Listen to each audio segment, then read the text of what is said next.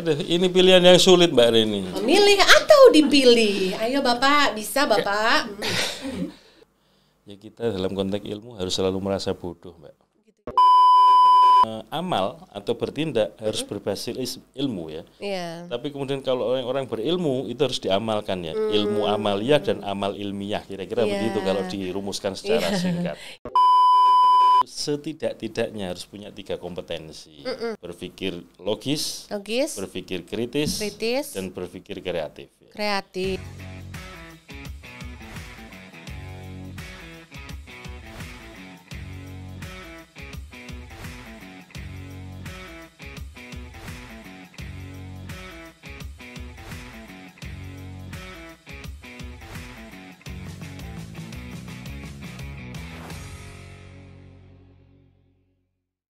Halo teman pemilih, apa kabar?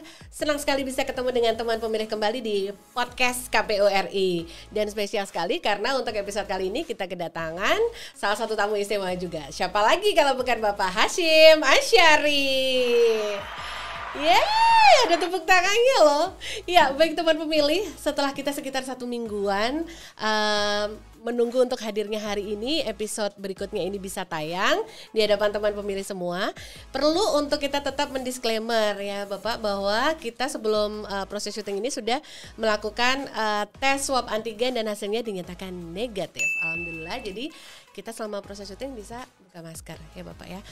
Untuk diketahui teman pemilih, semua kru yang bertugas di sini di balik kamera semuanya tetap mengandalkan protokol kesehatan dan juga semuanya tetap menggunakan masker, serta sebelum kita gunakan ruangan ini sudah dilakukan desinfektisasi. Insya Allah aman Bapak. Bapak apa kabar? Alhamdulillah Mbak Reni. Alhamdulillah sehat. Alhamdulillah sehat. Harus sehat terus kita. Harus sehat terus. Iya, Bapak ini pertama kali Bapak masuk ke ruangan ini. Tadi pertama kali masuk rasanya gimana Pak? Nyaman. Nyaman ya? Kayak studio di TV-TV profesional. Masa? Iya. Oh, seneng sekali. Jadi vibes-nya udah kerasa kayak studio beneran ya Pak ya? Tapi ini katanya dinginnya kurang Pak. Ya nanti ditambahin lah. Nggak, nanti kedinginan. Soalnya teman pemilih kalau teman-teman atau tamu masuk ke sini biasanya katanya bilangnya aduh dingin banget gitu. Padahal katanya kalau di studio beneran lebih dingin lagi Pak. Katanya dari ini yang Bapak lebih sering ya ke televisi ya. Nah teman pemilih spesial banget hari ini kita akan ngobrol barengan sama Bapak Hasyim Asyari. Beliau anggota Komisi Pemilihan Umum Republik Indonesia, divisinya Bapak? Saya divisi hukum dan pengawasan Mbak Reni. Hukum dan pengawasan, tapi kali ini Bapak akan ngobrol in general sebagai seorang pimpinan di Komisi Pemilihan Umum Republik Indonesia. Biar teman pemilih juga tahu apa sih sebenarnya yang menjadi buah pikir, terus biar bisa kenal lebih dekat dengan Pak Hasyim. Bapak, di dalam waktu Bapak sekarang ini, saat ini Bapak duduk di sini, Bapak masih ingat nggak cita-cita Bapak pas kecil dulu? Kira-kira masih kalau anak kecil ditanya itu kan pasti ya. Gampang cara jawabnya. berpikirnya itu biasanya gini, menjadi dokter. Iya. Kenapa dokter? Biasanya karena apa? Menolong orang, membantu orang kalau ada orang sakit, lalu diperiksa, dicari formula yang tepat untuk bisa sembuh. Kira-kira kan begitu. Jadi intinya membawa manfaat bagi orang banyak. Bapak dulu juga gitu? Sama dokter aja ya? lah, sama-sama anak kecil dulu gitu ya. Cara berpikirnya itu. Insinyur ya kan Pak, nggak jauh-jauh dari itu, atau stand still Bapak tetap memang hanya dokter aja ya Pak sampai mulai memilih gitu ketika SMA gitu? Dan kebetulan gini Mbak Reni, saya dulu SMA itu zaman saya ya, saya SMA itu kan tahun 88 sampai 91. Waktu itu sudah nggak ada lagi jurusan yang namanya IPA, IPS ya. Adanya itu A1, A2, A3, A4, A5. Ya. A1 fisika, A2 biologi, A3 itu sosial ya. Sosial. A4 itu kalau nggak salah bahasa, A5 itu agama.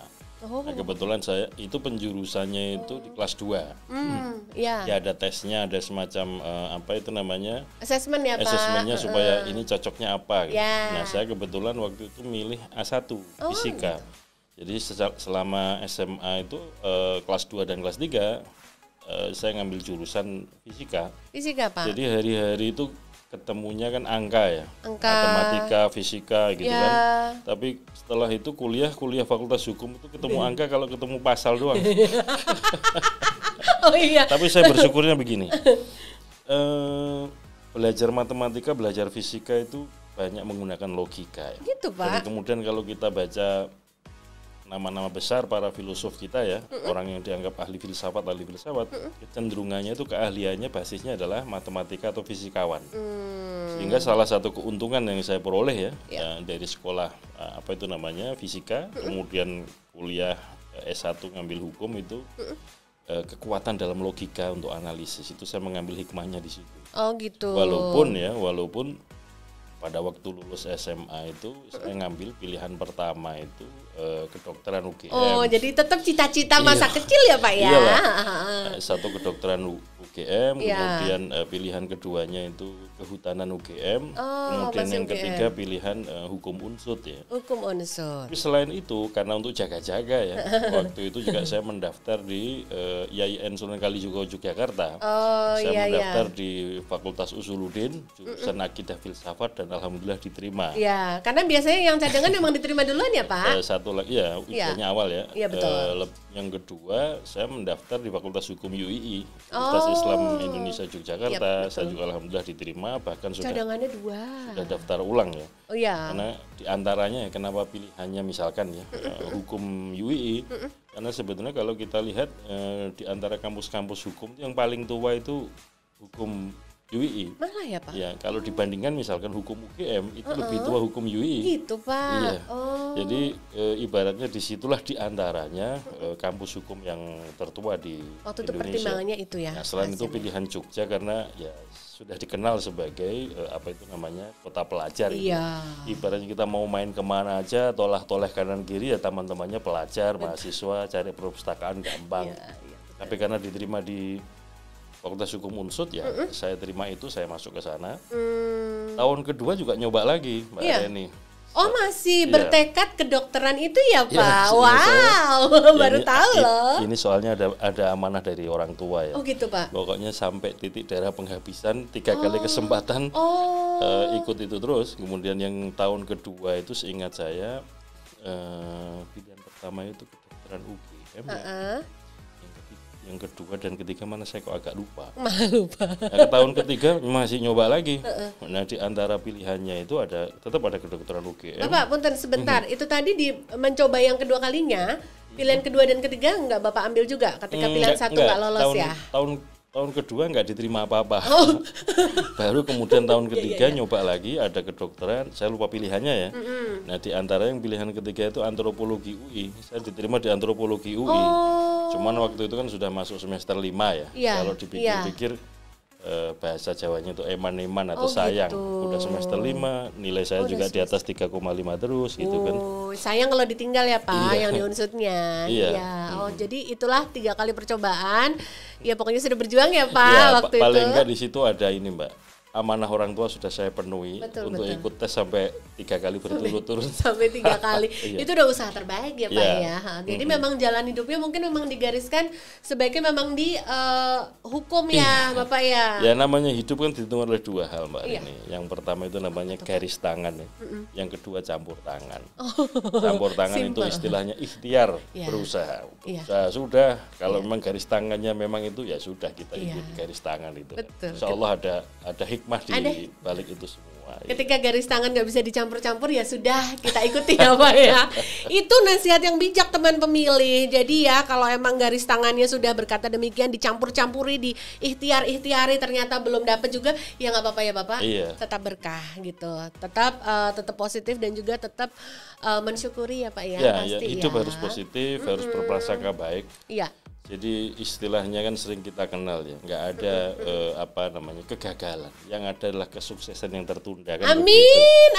Nah, kalau kita selalu berpikiran, bertindak, berpikir positif ya, positive thinking, berhusnudon, berprasangka baik, itu insya Allah dalam hidup itu nggak ada beban yang penyesalan gitu, nggak ada. Selalu kita menatap masa depan itu dengan optimis. Yang sering saya gambarkan kepada teman-teman itu begini, termasuk mahasiswa kita, Mbak Reni ya. Mungkin Mbak Reni dulu di kelas juga masih ingat ya. Sebentar disclaimer Pak Hakim. Jadi walaupun saat ini di tahun 2002 nasib 2022 ini. Oh ya, 2022 Nasib itu menggariskan Pak Hasyim kita wawancarai di podcast KPURI, tapi sejatinya kembali ke 23-an tahun yang lalu. Beliau itu dosen saya di Fakultas Hukum Universitas Diponegoro. Dan juga pacarnya Mbak Reni yang sekarang jadi suaminya juga mahasiswa saya. Bukan Pak, bukannya. Ini saya harus sungkem dulu. Jadi beliau sebenarnya adalah guru saya ketika masih mahasiswa dulu. Ya betul teman pemilih, saya menua dengan cepat. Beliau yang tidak menua-menua, jadi kelihatan sebaya. Iya Pak. Bedanya lanjut, kan Pak. gini, kalau dosen kan hari-hari tiap tahun kan yang masuk mahasiswa baru itu muda-muda terus kan. Makanya dosen tuh awet muda karena setiap hari ketemu mahasiswa muda-muda terus. Gitu. Iya betul. Teman-temannya muda-muda Pak. Iya. Ya sekitarnya muda-muda betul. Jadi ke bawah semangatnya, ke bawah gitu. Pergaulannya juga jadi kerasa masih kayak muda ya Pak ya. Nah Pak Hasyim, kalau ketika Bapak sudah mulai di masa kuliah. Dulu yang tadi tuh. Oh tadi masih ada loh. Memandang masa depan yang betul, optimis itu. Betul. Ibaratnya gini Mbak Reni, kalau kita naik mobil ya, apapun mobilnya, itu kaca yang paling lebar kan kaca depan tuh. Iya dong. Ya kan? Iya. Kemudian dalam rangkanya supaya kita menatap masa depan itu optimis ya. Lebih banyak menatapnya Iya, ke depan. pandangannya lebar, gitu, luas dan harus optimis. Ya. Tapi jangan lupa di sebelah kanan kiri dan di tengah itu ada yang namanya spion ya. Ya. Walaupun kecil-kecil, tapi sangat bermanfaat untuk melihat ke belakang. Artinya apa? Untuk melihat masa lalu itu ya dikit-dikit aja gitu. Dikit-dikit aja. Supaya istilahnya anak muda kan cepat move on. Ya. Nggak boleh kemudian stay di situ aja. Iya, stuck di situ Ya, ya. tapi harus tetap melaju ke depan dengan cara pandang yang positif tadi itu, optimis itu. Filosofi spion mobil ya Pak ya, itu sebutannya. Jadi tetap lebih banyak memandang ke depan, memandang ke belakang juga tetap ada, tapi nggak usah sebanyak-banyak banget biar nggak kelamaan move on-nya ya. Nah Bapak, kalau ini mulai masuk akal nih ketika Pak Hasyim memilih terus meneruskan pendidikan di bidang hukum, melanjutkan juga S2-nya tidak jauh-jauh bidangnya, kemudian PhD-nya juga masih berkaitan, dan akhirnya Bapak memilih untuk selain menjadi akademisi akhirnya memilih untuk menjadi penyelenggara pemilu. Sebenarnya Pak, bicara jauh sebelum Bapak mungkin menapaki peran sebagai penyelenggara pemilu, karena teman pemilih pasti tahu nih kalau googling Bapak Hasyim Asyari sebelum di KPURI juga beliau adalah penyelenggara pemilu atau anggota KPU, ketua KPU di Provinsi Jawa Tengah. Nah, jauh sebelum menapaki ini semua Bapak pernah kepikir nggak di dalam benak Bapak konsep pemilu demokratis tuh seharusnya seperti apa Pak buat Indonesia? Jadi begini Mbak Reni, ini runtutannya kan kira-kira begini ya. Prinsip utamanya itu adalah ilmu itu harus bermanfaat ya. Ilmu bermanfaat itu seseorang ketika menguasai atau mempunyai kemampuan keilmuan tertentu itu harus diamalkan ya. Supaya apa? Kehidupan itu bayangan ilmuwan itu kan supaya ideal sebagaimana konsep yang ada di ilmu pengetahuan ya. Mbak Reni mungkin pasti ingat guru besar kita almarhum Profesor Sajipto Raharjo ya. Prof. Cip itu ketika mengakhiri masa jabatannya sebagai guru besar di Fakultas Hukum Undip, dan beliau kan dikenal sebagai pegawainya hukum progresif ya. Nah, Prof. Cip itu mengakhiri masa jabatan sebagai guru besar itu menyatakan dalam pidato ilmiahnya itu judulnya kira-kira begini.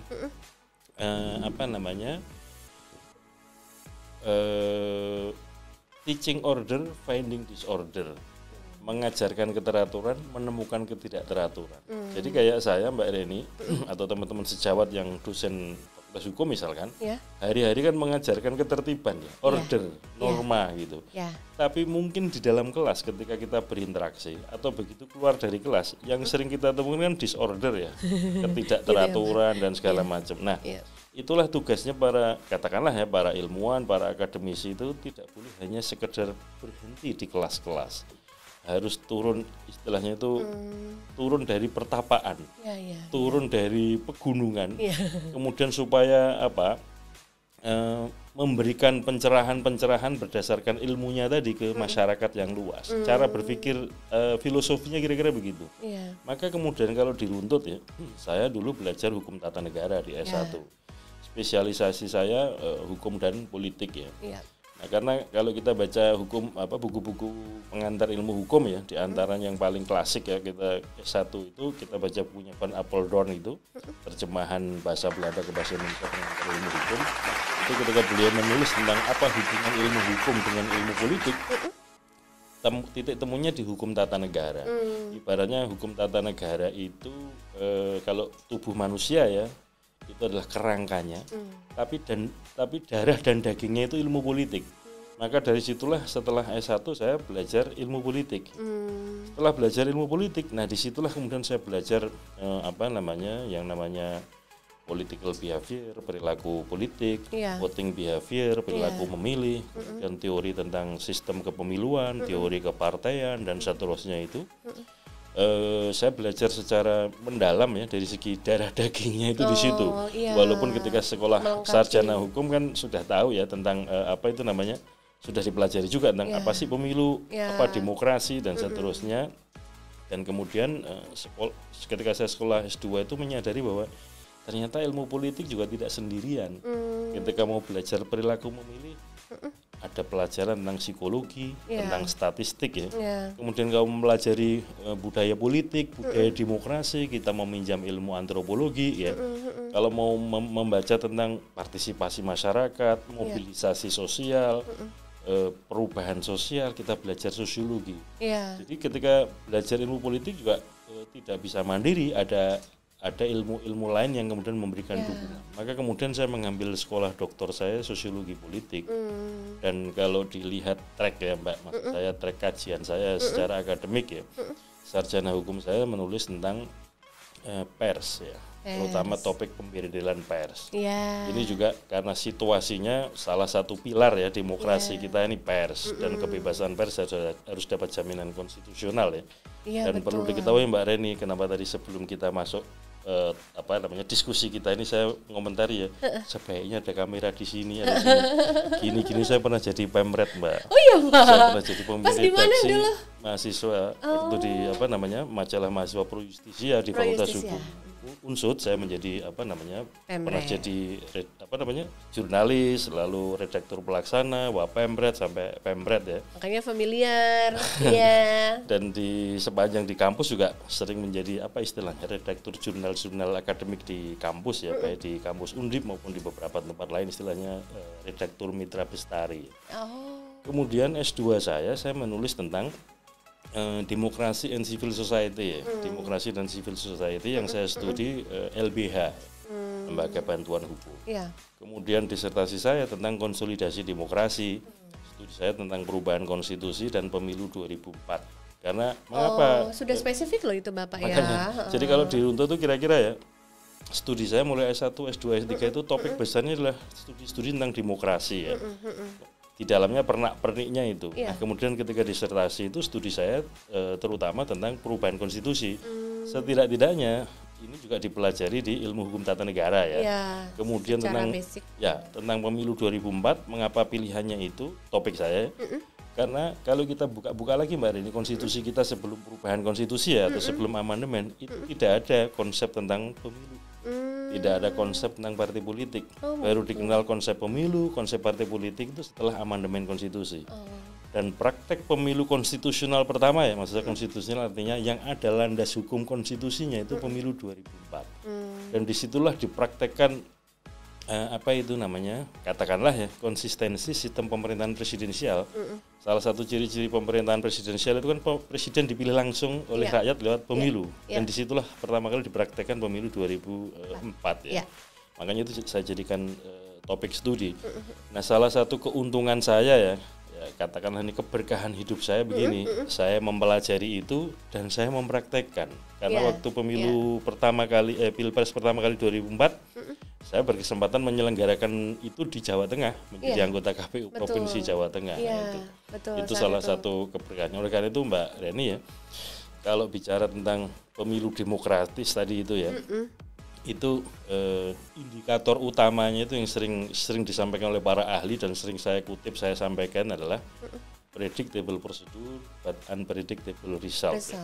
Jadi harus ada aturan yang berkepastian hukum, prosedur yang pasti, kemudian untuk hasilnya nggak bisa diprediksi. Kalau sebuah pemilu hasilnya sudah bisa diprediksi itu bukan sebagai lembaga survei ya, tapi sudah bisa ditentukan bahwa sebelum pemilu partai A pasti sekian, partai B sekian.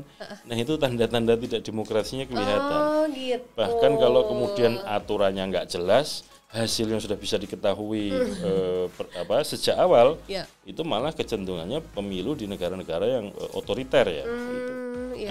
Kita ini bergerak dari waktu ke waktu. Turning point-nya itu kan ketika ada pemilu 99. Makanya dalam kajian saya sebut pemilu 99 itu pemilu transisional atau pemilu pada era transisi demokrasi dari rezim atau dari sistem, katakanlah sistem politik yang sering dinilai otoriter, kemudian menuju atau menghantarkan kepada sistem yang lebih demokratis, itu pemilu 99. Karena hasil pemilu 99 ini, MPR-nya misalkan, itulah yang kemudian melakukan serangkaian amandemen konstitusi. 4 tahun sidang berturut-turut ya, 99, 2000, 2001, 2002. Itu kemudian 4 kali sidang itulah menghasilkan amandemen konstitusi, dan kemudian dipraktekkan pilpresnya pertama kali pemilu 2004. Makanya saya mengkategorikan pemilu 2004 itu masuk kategori pemilu dalam konteks konsolidasi demokrasi di Indonesia. Maka apa saya sebut konsolidasi? Karena landas hukum, payung hukumnya berupa konstitusi yang menjadi dasar konstitusional ada pemilu, itu adalah hasil amandemen konstitusi ini. Disitulah dimulainya pemilu dalam konteks konsolidasi demokrasi pemilu 2004. Di 2004 ya Pak. Jadi ini secara pribadi ya, bayangan saya begini, saya sangat bersyukur ketika katakanlah ya dalam batas-batas tertentu, mungkin sangat minimalis, saya punya pengetahuan, bisa saya kontribusikan secara positif dalam konteks besar itu konsolidasi demokrasi di Indonesia. Dalam konteks praktis itu saya sumbangsihkan untuk menjadi bagian dari penyelenggara pemilu di Indonesia. Karena perlu kita ingat Mbak Rin, dan perlu kita ketahui teman-teman pemilih bahwa penyelenggara pemilu yang profesional, mandiri dan berintegritas itu menjadi faktor penting dalam terbentuknya atau terciptanya pemilu yang demokratis dan berintegritas ya. Oleh karena itu kalau kita baca undang-undang dulu ada undang penyelenggara pemilu, sekarang ada undang-undang pemilu yang intinya mengatur tentang lembaga penyelenggara pemilu, itu salah satu karakternya kan berpikir secara profesional ya. Nah profesional itu basisnya adalah kompetensi. Nah kompetensi itu indikatornya 2. Yang pertama adalah pengetahuan, yang kedua adalah pengalaman. Sehingga pengetahuan dasar bagi para penyelenggara pemilu untuk menjadi penyelenggara pemilu itu menjadi sesuatu yang penting supaya nanti kerja-kerjanya kelihatan profesional ya. Nah ini harus kita tunjukkan. Makanya seperti di KPU Mbak Reni, saya kira dari waktu ke waktu mulai ada perkembangan yang luar biasa ya.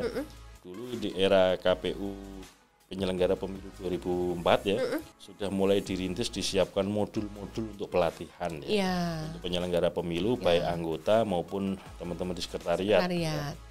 Kemudian baru bisa diwujudkan secara konkret ya, misalkan pada KPU era 2014 mulai ada kerjasama KPU dengan 10 kampus, sekarang sudah berkembang jadi 12 kampus konsorsium S2 Tata Kelola Pemilu dengan beasiswa ya untuk teman-teman sekretariat KPU dalam rangka peningkatan kapasitas tadi itu, peningkatan kompetensi supaya kerja-kerjanya itu bisa dikatakan profesional. Semakin profesional. Termasuk bagi anggota KPU, itu pusat, provinsi, kabupaten, kota juga kalau ada training, ada bintek, ada kalau di PNS kan ada prajabatan ya. Nah, teman-teman KPU yang baru setelah dilantik kan ada orientasi tugas.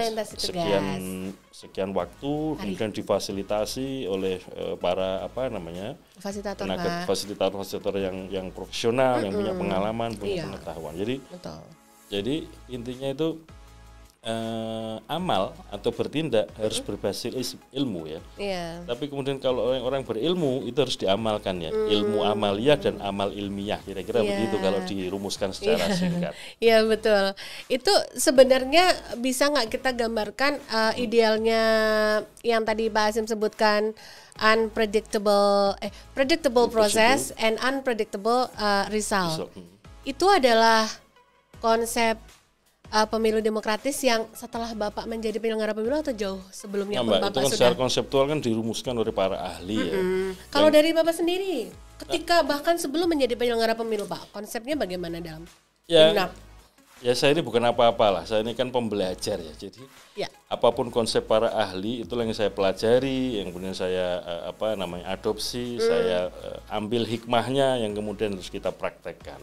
Jadi istilah pemilu demokratis itu kategorinya predictable procedure but unpredictable result itu bukan dari saya, itu saya belajar dari para ahli yang kemudian standar itulah yang kita jadikan pegangan. Makanya saya katakan menjadi penyelenggara pemilu itu ya harus berilmu, artinya harus mau belajar gitu ya. Dan kemudian apa yang kita pelajari, ilmu yang kita miliki itu menjadi dasar untuk tindakan kita, untuk amal kita, amal dalam arti tindakan ya untuk penyelenggaraan pemilu. Jadi itu. Nah yang kedua pada tingkat teknis begini Mbak, indikator demokrasi itu di sebuah negara atau di sebuah sistem politik, indikatornya itu dua. Yang pertama adalah partisipasi, yang kedua adalah kontestasi. Nah ini perpaduannya dua itu, bisa partisipasinya maksimal, kemudian kontestasinya maksimal. Nah ini yang sering disebut poliarki ya, karena apa? Pesertanya banyak, kompetisinya berarti kan tinggi ya. Kemudian yang hadir atau berpartisipasi juga tinggi. Tapi ada kalanya partisipasi rendah, pesertanya minimalis. Misalkan di beberapa pilkada-pilkada kita yang lalu ya, di beberapa daerah ada kecenderungan kan dari waktu ke waktu, dari pilkada 15, 17, 18 sampai dengan 2020 ada kecenderungan di beberapa daerah kan calon tunggal. Makanya jadi pertanyaan, kalau calonnya cuma satu masuk kategori pemilu demokratis nggak? Padahal salah satu kategori pemilu demokratis atau kategori demokrasi itu adalah kompetitif ya, kompetisinya tinggi. Nah kalau calon cuma satu mau kompetisi sama siapa? Nah ini yang jadi tantangan perkembangan demokrasi kita itu. Betul. Sisi lain tadi saya katakan ada partisipasi. Apa bedanya partisipasi dengan mobilisasi? Kalau partisipasi itu ada kehendak sadar ya dari pemilih dari untuk diri sendiri untuk terlibat. Terlibat misalkan macam-macam ya, bisa mulai dari terlibat sebagai penyelenggara pemilu, terlibat menjadi pemilih, terlibat menjadi calon, menjadi pengurus partai. Kemudian dalam konteks besar ya, kalau kebijakan publik itu bisa ikut dalam agenda setting merumuskan kebijakan, bisa terlibat dalam penyusunan atau memformulasikan kebijakan ya, kemudian bisa ikut dalam mengawasi kebijakan, mengevaluasi. Ini kan tergantung dari kira-kira kemampuan kita, ruang lingkup atau kemampuan kita itu apa. Nah, ini yang saya katakan partisipasi itu karena apa? Ada kesadaran untuk melibatkan diri gitu. Tapi kalau mobilisasi kan tidak begitu. Mobilisasi itu kalau bahasa Jawa itu anut grubyuk ya. Ada orang ke kanan ikut ke kanan, ada orang ke kiri ikut ke kiri. Nah, mobilisasi ini macam-macam faktornya. Yang paling soft ya, misalkan dibujuk rayu gitu ada yang ngajaknya Pak. Kemudian yang kedua ada amplop misalkan. Atau yang ketiga itu yang paling kasar itu pakai ancaman atau pakai kekerasan. Nah ini yang saya kira salah satu tugas besar kita, bukan hanya KPU ya, untuk partisipasi itu ada partai politik, ada organisasi kemasyarakatan, ada media massa, ada civil society, ada NGO, LSM ya, dan termasuk penyelenggara pemilu, bahwa orang terlibat dalam pemilu, terutama pemilih untuk ikut hadir memilih dan seterusnya, itu adalah bagaimana membangun kesadaran untuk hadir, untuk ikut serta atau ikut terlibat, bukan karena dorongan yang tadi faktor bujuk katakanlah ya, bujuk rayu dari luar dia ya Pak, atau amplop atau kemudian ancaman kekerasan. Yang saya kira kalau kita lihat ya dari waktu-waktu sangat dan harus kita syukuri Mbak Reni ya dan teman pemilih. Jadi begini, Indonesia ini beragam suku. Ya. Menurut para antropolog itu kan lebih dari 700 suku bangsa kita. Ya. Pasti ada bahasa ibu ya. Betul. Tapi salah satu keuntungan kita itu dalam konteks kajian-kajian teori tentang multi etnik demokrasi ya. Demokrasi multi etnis, salah satu keuntungan kita itu apa? Sebelum negara ya resmi berdiri, itu kita sudah selesai dengan urusan bahasa. Karena kalau kita lihat sejarahnya kan kita proklamasi 1945 ya. Iya. Tapi Sumpah Pemuda kan 1928 ya. Sudah ada kesepakatan antar anak bangsa kita menggunakan bahasa Melayu. Indonesia. Bahasa Melayu sebagai bahasa Indonesia. Betul. Kalau logikanya biasanya demokrasi kan lu pakai logika mayoritas, Mbak. Kalau mayoritas orang Jawa, lalu pilihan bahasa nasionalnya, bahasa Indonesianya adalah pakai bahasa Jawa, pusing juga kita kan. Sekarang ini kalau kita mungkin bikin teks ya, WA atau bikin email pakai huruf Jawa kan juga ini. Dan dalam pergaulan Nusantara istilahnya gitu, lingua franca atau bahasa pengantar kita itu sudah pakai bahasa Melayu. Dan yang unik ya, Mbak, nah, mungkin teman-teman pemilih juga sudah pernah baca ya. Jadi bahasa Melayu yang kita gunakan itu rumpunnya dari bahasa Melayu Riau Lingga, yang itu katakanlah ya sebuah kerajaan kecil, tapi disitulah ada orang yang kita sering mendengar penggubah atau pencipta Gurindam 12 itu. Siapa namanya? Raja Ali Haji ya. Kalau kita ke Kepri, ke Tanjung Pinang, kemudian kan nyebrang pakai perahu gitu, kita bisa ziarah ke makamnya beliau. Yang di Lingga itu ya, Pak ya? Iya. Bukan. Malah bukan di Lingga ya? Pulau-nya Pulau Penyengat ingat saya namanya. Nah, itu nyebrang pakai perahu sedikit lah dari dari daratan besar, daratan utama. Nah, beliaulah orang pertama yang menyusun kamus bahasa Melayu. Gitu. Mengapa kemudian namanya legendaris dalam konteks pembentukan bahasa nasional, bahasa Melayu sebagai bahasa nasional di situ. Ini satu keuntungan bagi perkembangan demokrasi kita yang multi etnik ini ya. Satu bahasa pengantar, bahasa pergaulan yang bisa disepakati dan digunakan. Makanya kemudian kalau kita bandingkan dengan negara-negara lain yang multi etnis atau sering dikenal ikatan etnopolitiknya masih tinggi. Etnopolitik itu berkelayut lendanya antara kekuatan politik dengan etnis tertentu. Oh, kalau partai ini cenderung identifikasinya suku ini, etnis ini, sehingga kemenangan dan kekalahan partai itu identik dengan kemenangan dan kekalahan suku tertentu, etnis tertentu. Di Indonesia kan berdekatan udah nyaris nggak ada. Itu harus kita syukuri ya. Betul Pak. Selain itu Mbak Reni ya, begini, Indonesia ini dari konteks demokrasi elektoral sekarang ini kan peringkat ketiga ya, yang mempraktekkan demokrasi elektoral setelah India dan Amerika Serikat ya. Mungkin dari segi dedengkot atau mbah buyutnya demokrasi itu di Amerika Serikat ya. Tapi kalau dilihat dari segi jumlah pemilihnya India ya. Seingat saya, catatan saya waktu saya hadir International Conference IMBIS, Electoral Management Body, KPU sedunia di sana. KPU diminta presentasi tentang best practices yang dilakukan oleh KPU. Itu setidak-tidaknya di India itu pemilihnya sekitar 800 juta, Mbak. Nah, kalau Indonesia terakhir ya pemilu 2019 kemarin kan sekitar 190-an juta ya. Itu kan cuman katakanlah hampir 20%-nya lah dari Pemilihnya India ya. Tapi Indonesia ini peringkat ketiga demokrasi elektoral terbesar di dunia. Yang saya kira ini penting ya, bukan apa-apa. Kebetulan di Indonesia ini kan warga muslimnya banyak, tinggi jumlahnya.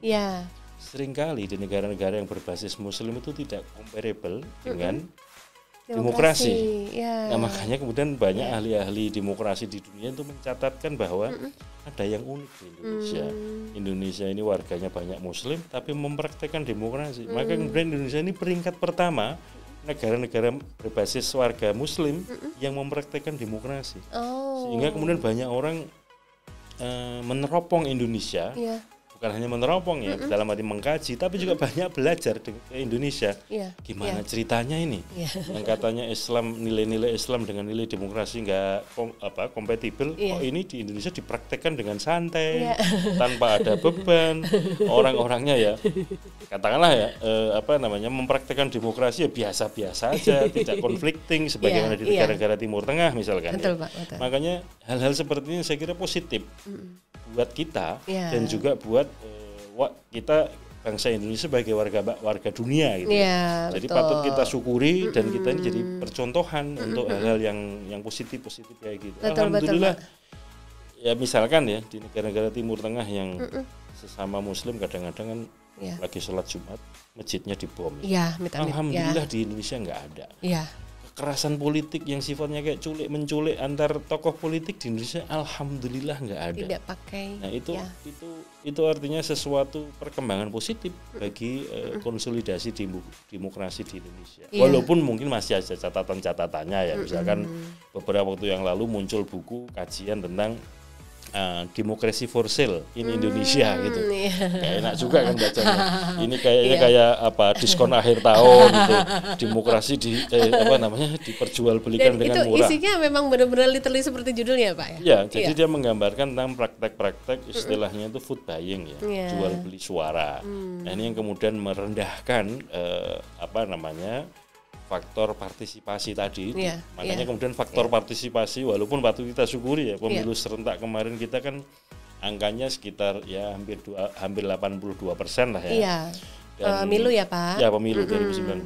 Pilkada kita 76% dalam situasi pandemi ya. Betul Pak. Nah tetapi di dalamnya itu banyak mengkaji yang tadi itu sampai pada kesimpulan demokrasi for sale in Indonesia. Nah, ini kan jadi catatan ya bahwa kemudian mau tidak mau kita semua nih karena pemilu itu kan pemilu demokrasi itu kerja kolaborasi. Betul, bersama. Yang kita bersama-sama untuk menghilangkan efek-efek atau faktor-faktor negatif tadi seperti istilahnya food buying, jual beli suara. Betul. Yang kemudian menggerogoti partisipasi masyarakat. Hanya yang bisa dibacakan ini bukan partisipasi tapi ini mobilisasi. Iya, yang tadi mobilisasi. Itu salah satu tantangan demokrasi kita ke depan itu.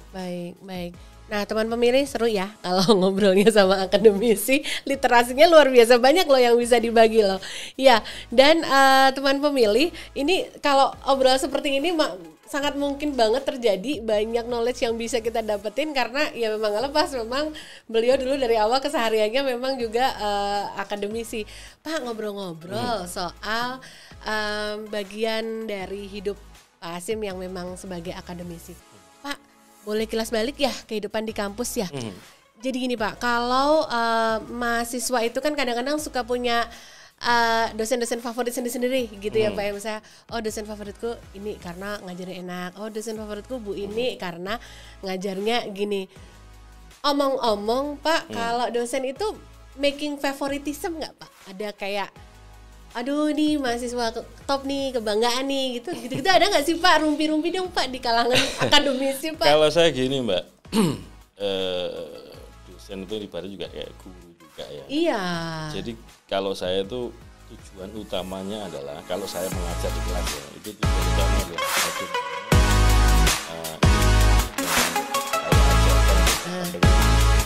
itu aja.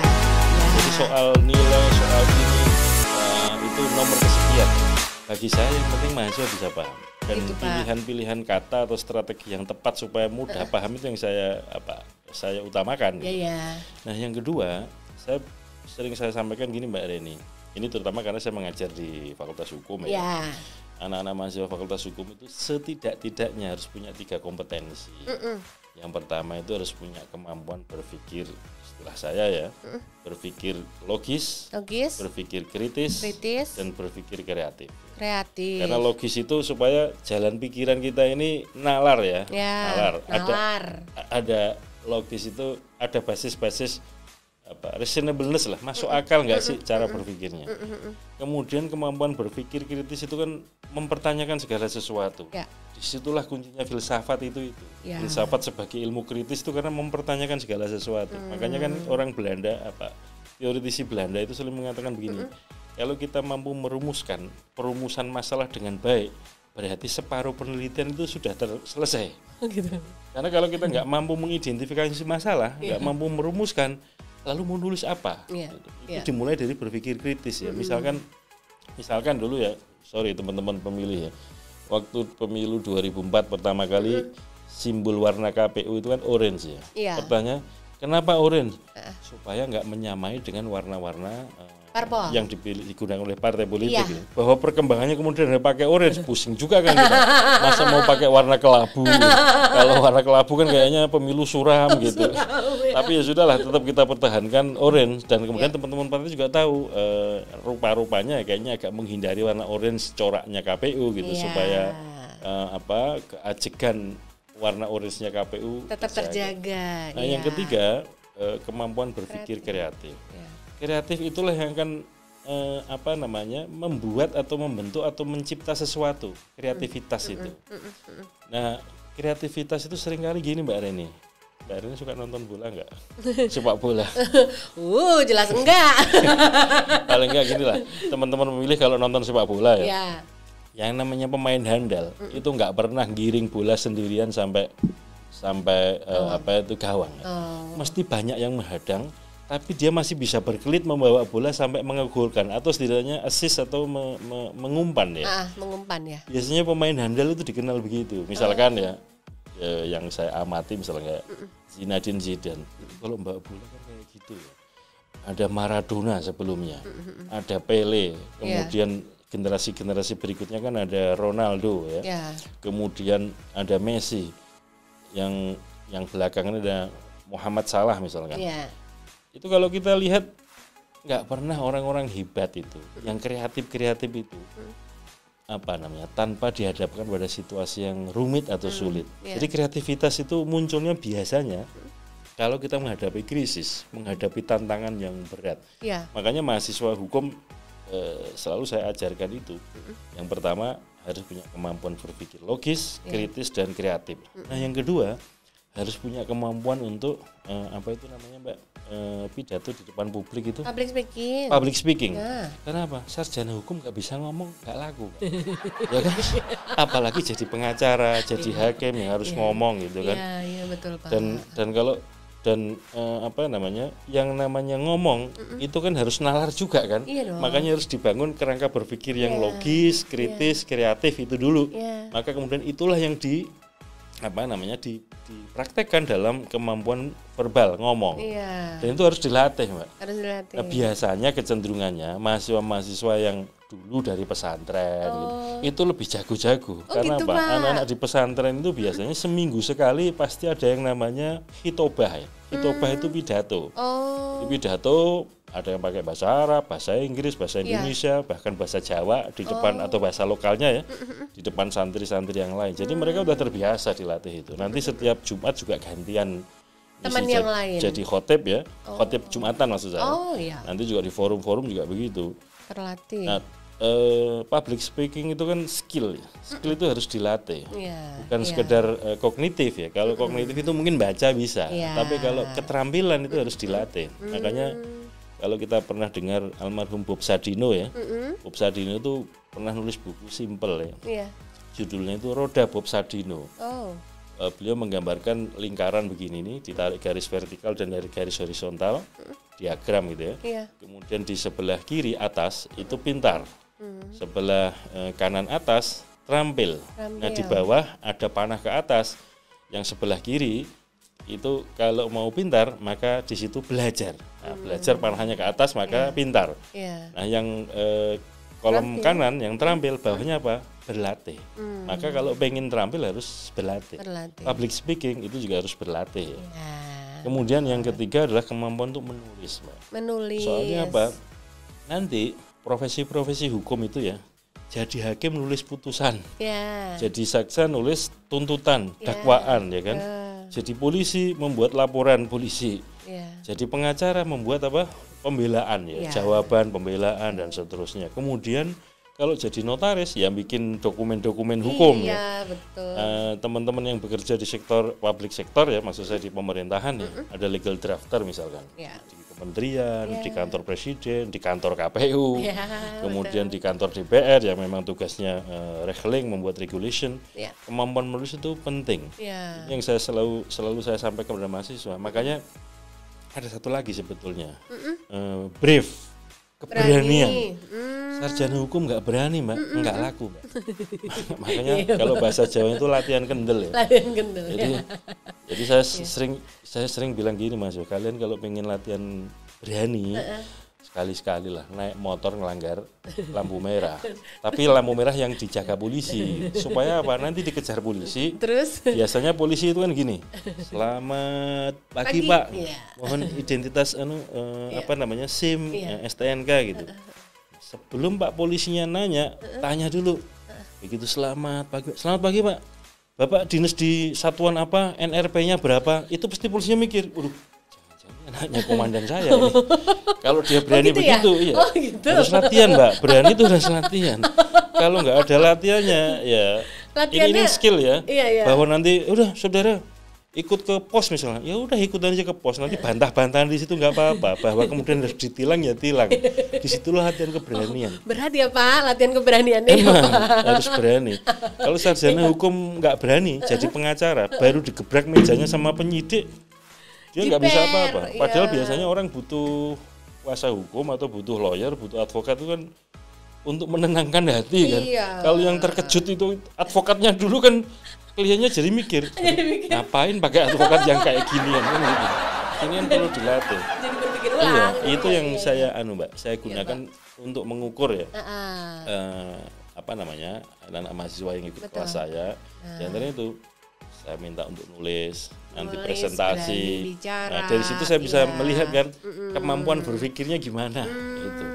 Setidaknya itu. Makanya kemudian di kampus-kampus hukum, belakangan itu kan kemudian ada lomba legal drafting, ada lomba debat hukum ya, moot court, peradilan semu. Itu dalam rangka apa? Melatih. Karena ilmu itu kan nggak bisa kemudian hanya aspek kognitif atau pengetahuan saja, tetapi juga harus ada aspek psikomotoriknya tadi, terampil itu. Ibaratnya gini guyunan saya, kalau ada anak-anak mahasiswa teknik elektro misalkan ya, kalau Anda nggak pernah masuk laboratorium dan nggak pernah kesetrum listrik, Anda itu nanti sarjana sastra listrik, bukan sarjana teknik listrik. Nah sama dengan kepemiluan, makanya dalam kepemiluan ada yang namanya electoral engineering, perekayasaan atau teknik kepemiluan. Karena apa? Ini nggak sekedar kognitif, harus dipraktekkan. Ada desain surat suara, desain formulir, desain TPS, dan seterusnya itu butuh teknikalitas, termasuk kayak merencanakan tahapan, durasinya berapa lama dan seterusnya. Kemudian mengantisipasi dengan strategi mitigasi gitu ya dalam konteks risk management election misalkan. Itu. Makanya saya mendorong teman-teman sebagai contoh ya, kayak teman-teman di KPU Sulawesi Tengah.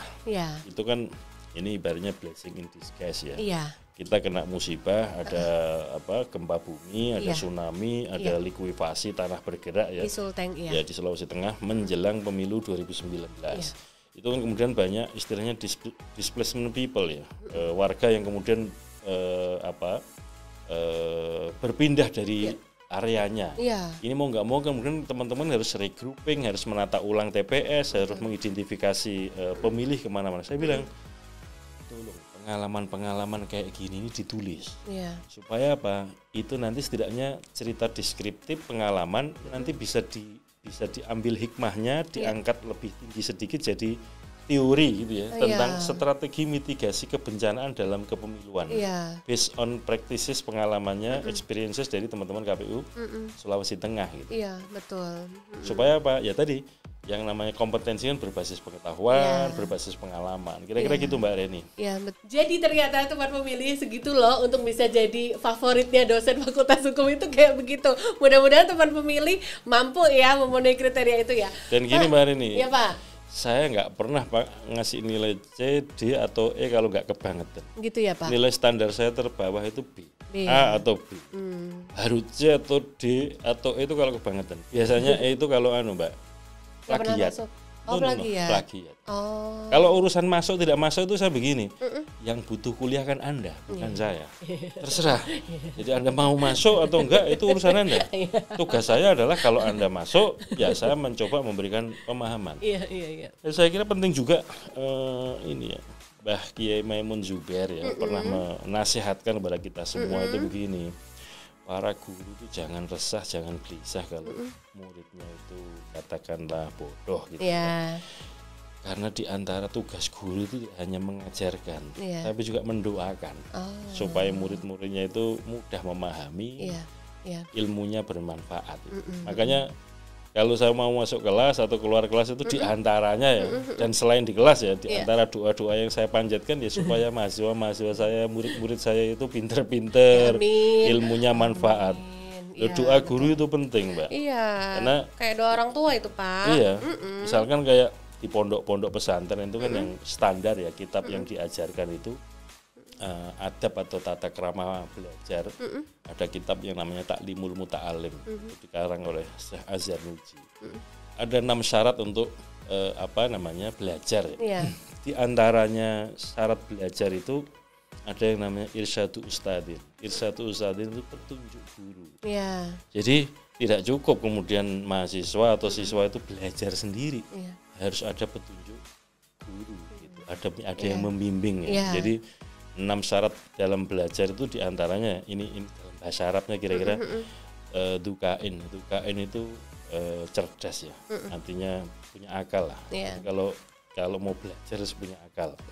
Kemudian yang kedua ada yang namanya punya semangat ya, punya semangat. Kemudian yang ketiga jangan lupa yang namanya studi harus punya bekal. Ini yang kemudian kadang-kadang mohon maaf ya Mbak Reni.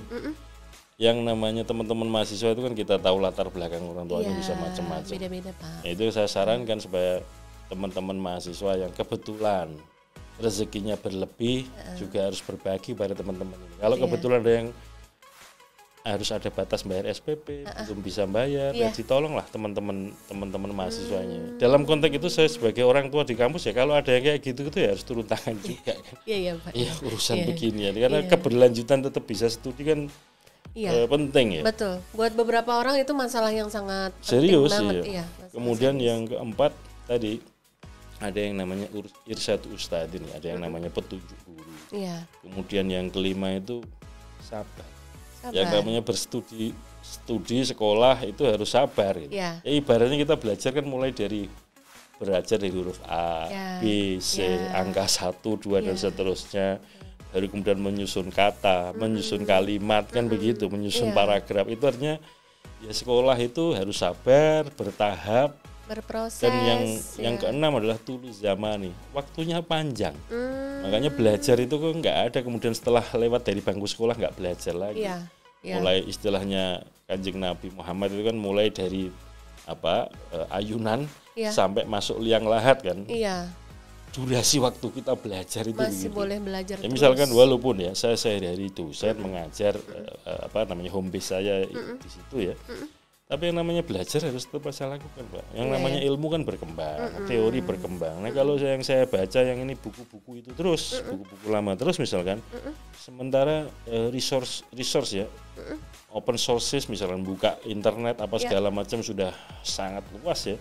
Tiba-tiba mahasiswa-mahasiswa yang saya ajar lebih advance ya bacaannya. Oh gitu Pak. Apa nggak malu saya? Iya dong. Kan kita harus ngikutin juga. Betul, sama dengan kayak di KPU ini perkembangan demokrasi juga luar biasa, perkembangan pemilu juga luar biasa. Dinamis sekali. Kita harus tetap belajar supaya kemudian KPU ini mengikuti perkembangan zaman. Misalkan mengikuti electoral engineering, inovasi-inovasi yang baru, perkembangan teknologi dan seterusnya perkembangan strategi yang digunakan. Misalkan kita nggak pernah membayangkan ada situasi pandemi COVID dan kemudian ketika kita dihadapkan pemilu atau pilkada harus jalan terus, tetapi ada situasi pandemi.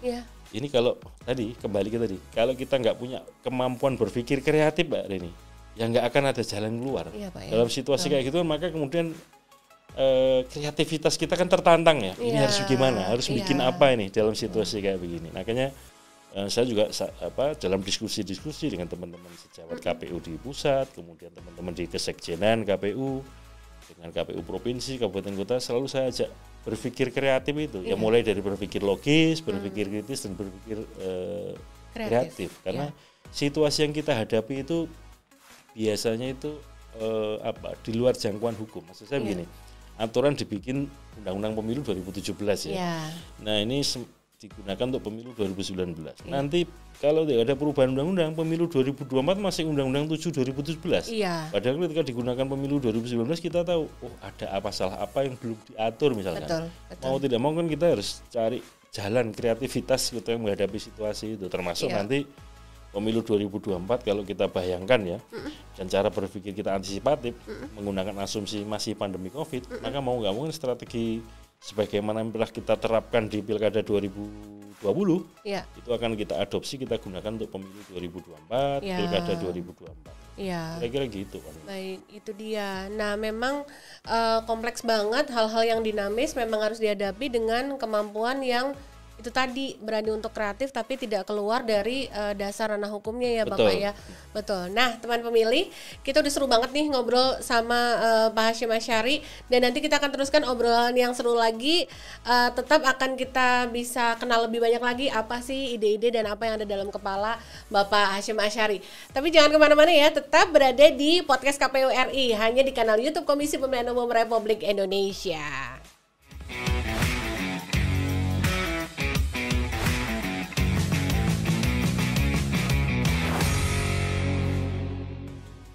Teman pemilih, terima kasih ya masih bersama kami di podcast KPU RI, hanya di kanal YouTube Komisi Pemilihan Umum Republik Indonesia. Untuk tamu spesial kita hari ini, Bapak Hasyim Asyari, kita mau ngulik lagi apa sih yang ada dalam pemikiran dan ide-ide beliau. Tapi kali ini kita mau pancing beliau dengan pakai games ya Bapak ya. Pak, nggak usah deg-degan. Ini hanya ada 2 games aja sederhana. Kita akan pancing apa sebenarnya yang menjadi buah pikir Pak Hasyim, biar teman pemilih lebih kenal lagi sama Bapak, tapi kita pakai dengan kalimat-kalimat yang kita sudah pilihkan. Ya, Bapak udah siap? Bismillah dulu Bapak. Bismillahirrahmanirrahim. Jadi deg-degan beneran ini.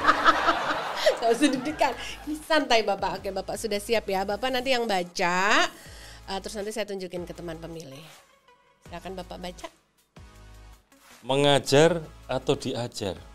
Pilih salah satu Bapak, terus kenapa alasannya? Saya pengen tetap diajar, Pak. Tetap diajar, Pak, gitu. Karena Bapak? Supaya tetap semangat belajar terus. Supaya tetap semangat. Kalau dibaca ya, mengajar dan diajar itu kesannya. Itu kayaknya yang mengajar itu lebih superior dibanding yang diajar ya. Iya. Tapi sebetulnya yang ingin saya pilih diajar itu karena apa? Ya kita dalam konteks ilmu harus selalu merasa bodoh, Mbak. Gitu ya, Bapak. Karena saya agak lupa ya, apakah itu Imam Ghazali, itu Imam Syafi'i, kayaknya Imam Ghazali deh. Imam Ghazali itu pernah menyatakan begini, kullama zadani ilman fa illam yazad illa bijahli. Setiap kali saya tambah ilmu, itu sesungguhnya saya tambah sadar kalau saya ini masih bodoh. Iya. Jadi kalau saya memposisikan saya diajar, saya milih tetap diajar, itu supaya tetap saya semangat untuk belajar. Semangat untuk belajar terus. Kalau saya pengennya mengajar terus, itu seolah-olah saya kayak gudangnya ilmu ngajar terus. Tapi gitu. Saya pengennya tetap belajar, pengen berguru. Ketemu Mbak Reni, ketemu teman-teman redaktur di sini, saya banyak belajar ini. Belajar apa Pak dari kita? Belajar celelean Pak. Paling enggak gini loh. Yang namanya belajar atau yang jadi guru bagi saya ya, itu tidak hanya orang. Setiap peristiwa kehidupan itu adalah guru yang baik buat kita. Iya, betul. Dan yang namanya pengalaman pribadi, masing-masing pribadi masih punya pengalaman ya. Itu juga satu pelajaran. Dan tidak semuanya kemudian kita memandang sebuah peristiwa atau tampilan orang itu secara negatif. Kadang-kadang kan ada istilah ya, dilarang kita membuat penilaian berdasar covernya saja ya. Karena apa? Kadang-kadang kalau kayak gitu kita berprasangka negatif, prasangka buruk. Padahal mungkin covernya agak gimana gitu, tapi isinya ternyata luar biasa. Makanya itu kalau kita tetap bersemangat untuk tetap mau diajar, ya tadi seperti semangatnya Imam Ghazali, kalau kita belajar ya, tambah ilmu, itu sebetulnya membangun kesadaran baru bahwa kita ini masih bodoh dan harus banyak belajar. Masih haus lagi akan ilmu dan mau tetap semangat belajar ya. Itu point of view-nya ya teman pemilih. Sekarang kita yang kedua, Bapak baca lalu Bapak pilih ya. Yang mana? Gak ngeri-ngeri ini. Enggak lah, silakan Pak. Memilih atau dipilih? Iya.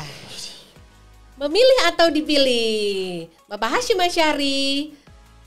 Yang mana Pak? Sekarang untuk masa depan. Apa aja lah pokoknya. Nanti kan diceritain kenapa Bapak milih yang mana. Aduh, ini pilihan yang sulit Mbak Reni. Memilih atau dipilih? Ayo Bapak, bisa Bapak. Kalau sekarang ini ya, kalau sekarang ini dalam konteks pemilu, saya levelnya masih pemilih. Pemilih ya Pak. Jadi yang namanya di pemilu ya, itu ada 2 daftar nih, daftar pemilih dan daftar calon. Nah, dari saya dewasa dalam kepemiluan ya, maksud saya memilih jadi pemilih pertama kali sampai sekarang itu saya masih posisinya di daftar pemilih. Belum pernah masuk daftar calon. Entah suatu ketika jadi daftar calon presiden atau apa kan belum tahu. Tapi sementara sekarang ini masih memilih Mbak. Memilih ya Pak. Karena posisi saya masih daftar pemilih. Belum di daftar calon. Logis sekali. Ya itu ya pilihannya ya teman pemilih ya Pak. Itu hanya ada 2 itu. Tapi tadi kebetulan ada pertanyaan yang masuk Pak. Karena selama kita proses syuting ini kita juga buka pertanyaan di IG story KPU RI di Instagram. Dan ada salah satu pertanyaan yang masuk dari siapa kakak namanya? Tadi dia menanyakan, nanti kita sapa siapa penanyanya. Dia bertanya, Pak ini pertanyaan agak serius, nggak apa-apa ya? Nggak apa-apa. Nggak apa-apa ya? Harus serius. Pemilu ini serius. Pemilu serius, podcastnya kan nggak harus serius-serius ya Bapak. Nah Pak, pertanyaannya dari kakak Irma Stray ya. Beliau menanyakan, Bapak apa sih perbedaannya kenapa undang-undang pemilu sama undang-undang pemilihan itu dipisah? Singkat gitu gimana Bapak? Saya sebetulnya nggak bisa jawab ini. Masa? Soalnya gini. Bapak Hasyim Asyari. Loh gini loh Mbak. Undang-undang itu kan wilayahnya bukan KPU yang bikin. Iya. Undang-undang itu yang punya wewenang adalah pembentuk undang-undang, yaitu DPR dan Presiden. Iya. Nah kalau bagi saya ya, kalau ditanya apakah tetap harus dipisah atau tetap jadi atau mestinya jadi satu? Kalau menurut saya jadi satu. Intinya begini, mari kita lihat azas pemilu dan azas pilkada. Azas pemilu itu ada langsung, umum, bebas, rahasia, jujur, adil ya. Terus disingkat luber jurdil. Kemudian kita buka undang-undang pilkada. Apa azasnya? Sama, langsung, umum, bebas, rahasia, jujur, adil, luber jurdil. Kalau azasnya sama, itu artinya untuk memilih atau mengisi jabatan-jabatan public officer ya, atau pejabat publik atau pejabat politik kenegaraan yang lewat election ya, azasnya kan langsung dipilih langsung oleh rakyat. Intinya apapun namanya dikenalnya election, pemilu atau pemilihan itu ya. Mestinya dalam pandangan saya ya cukuplah dijadikan satu undang-undang. Satu juga nggak apa-apa. Yang penting sudah mengatur semua aspek dari 2 hal itu ya Bapak. Iya betul. Nah itu ya Mbak Irma Stray, mudah-mudahan bisa menjawab ya. Bapak sebelum kita lanjut ke sesi seru berikutnya, Pak kita punya ada sesuatu yang kita pengen Bapak lihat nih di TV. Waduh, ini bikin deg-degan lagi. Kita mau tahu pendapat Bapak soal gambar ini. Nah Pak Hasyim, ini kita mau lihat. Kita mau ajak Bapak lihat gambar ini. Teman pemilih kelihatan ya. Nah Bapak ini ada foto Bapak nih sebenarnya. Ini Bapak lagi ketiduran, ada yang fotoin. Terus di sebelahnya ini di grid gitu Pak, digabung sama tulisan di balik truk. Di bak truk. Bak belakang truk. Semoga rasa lelahku berbuah berkah. Pak, capek banget ya Pak. Capek banget ya Pak. Gini Pak. Ini tahun berapa sih Pak foto ini Pak? Saya agak lupa ya. Udah beberapa tahun kemarin ini ya. Tapi kalau ngelihat gantengnya masih standar. Ya. Amin. Capek banget ya ini ya Pak ya. Gini. Ya saya masih manusia biasa ya. Artinya ya pasti ada rasa lelah, ada capek, ada ngantuk, ada lapar. Ya. Nah kalau sudah yang namanya lelah, ngantuk itu menyerbu, bagaimanapun obat yang paling mujarab ya tidur. Memejamkan mata walaupun sesaat, yang penting bisa lelap ya. Entah 5 menit, 10 menit, 15 menit, kalau bisa lelap itu habis itu fresh segar kembali gitu. Iya betul Pak. Dan kalau dilihat ini kan kayaknya sedang santai dan itu hari-harian saya lah, sarungan Iya, ya, Pak. pakai Iya, sarung. nih, Bapak tuh kan emang ke-publish di banyak foto itu memang akrab familiar dengan ini ya, itu kostum sarung. salah satu busana nasional kita kan sarung sama batik ya, kebetulan pakai baju batik, pakai sarung dan ya namanya lelah ngantuk ya, adanya di situ ya udah nyandar aja di situ gitu. Iya, Yang betul. penting fungsional ya. Iya, yang yang namanya penting tempat fungsional. ya, Ini tempat di kursi loh Pak ya, ya. yang namanya tempat tidur itu tidak harus kasur, Mbak. Iya tempat sih, tidur kan iya. tempat untuk tidur. Kalau di situ walaupun kursi bisa untuk tidur ya itu tempat tidur gitu. Iya. Nah, kebetulan saya lupa ini yang bikin siapa ya. Ini dibikinin ya Pak, di grid gitu Iya, ya. saya nggak mungkin kan tidur bikin sendiri, Mbak. Jadi saya ini termasuk orang yang sering melakukan perjalanan darat ya. Iya. Nah, salah satu hiburannya itu kalau kebetulan ketemu truk yang di bak truknya itu ada tulisan-tulisan itu, banyak Lucu-lucu pesan, ya, Pak. banyak. Jadi kalau Kadang-kadang menyentuh hati ya, betul, Pak. kalau kita baca itu kan ada yang ungkapan rasa hati gitu ya, ada yang cerita fakta, ada yang doa, ada yang respon terhadap situasi kekinian. Iya, gitu. betul. Nah, kebetulan kok dapat yang pas ini. Semoga rasa lelahku berbuah berkah. Intinya gini, Mbak. Kita ini hidup yang mau kita cari apa sih? Iya, Iya kan, berkah ya, Pak. membawa yang kita cari kan keberkahan ya. Iya, Barokah itu apa itu namanya? Kalau dalam bahasa Arab itu apa sih barokah? Barokah itu ziyadatul khair. Ziyadatul khair itu bertambahnya kebaikan. Jadi sebisa mungkin misalkan ya katakanlah saya mengajar atau saya menjadi penyelenggara pemilu, anggota KPU. Iya. Tugas KPU itu kan sebenarnya dua ya.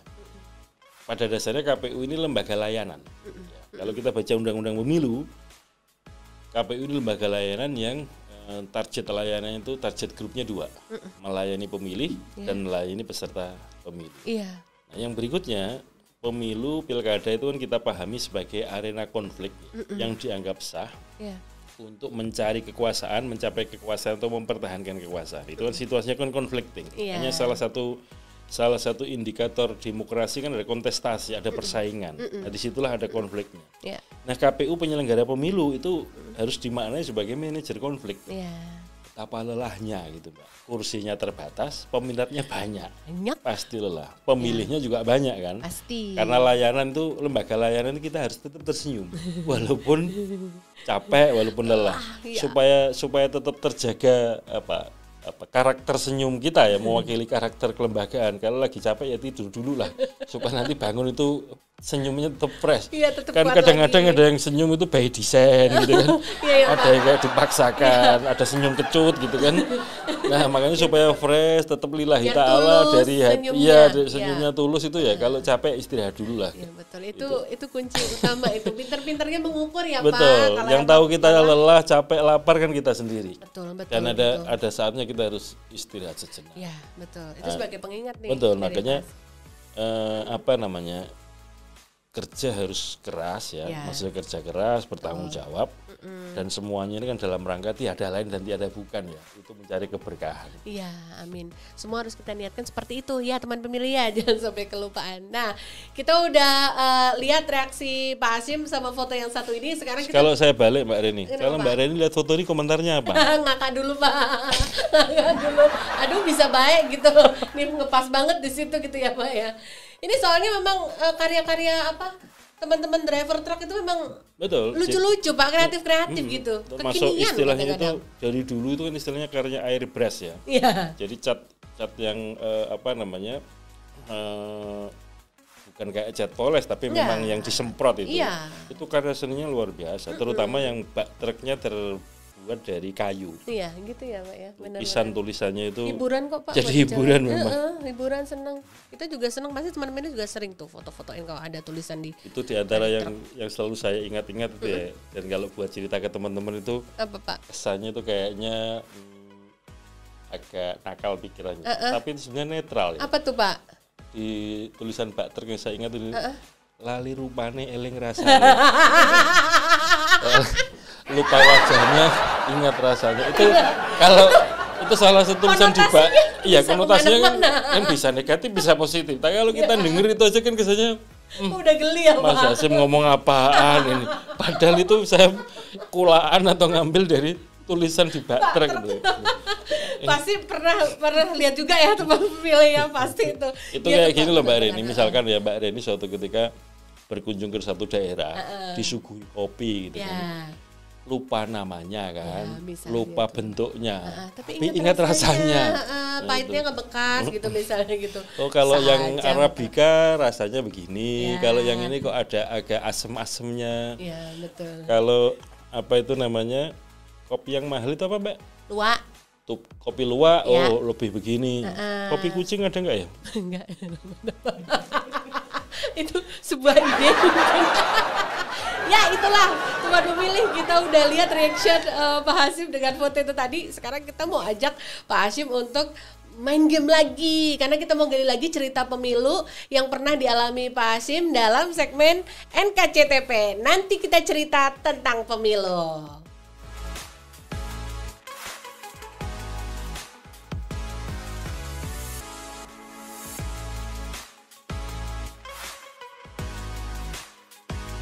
Nah, teman pemilih, sampai juga kita di sesi NKCTP. Nanti kita cerita tentang pemilu. Sekarang kita akan mengajak Pak Hasyim untuk menggali lagi kenangan beliau tentang cerita yang pernah beliau alami semasa menyelenggarakan pemilu dan juga pemilihan selama sekian tahun terakhir ini beliau bekerja sebagai penyelenggara pemilu. Caranya sama seperti episode yang sebelumnya. Kita akan meminta Bapak untuk mengambil gulungan yang ada di dalam fishbowl ini.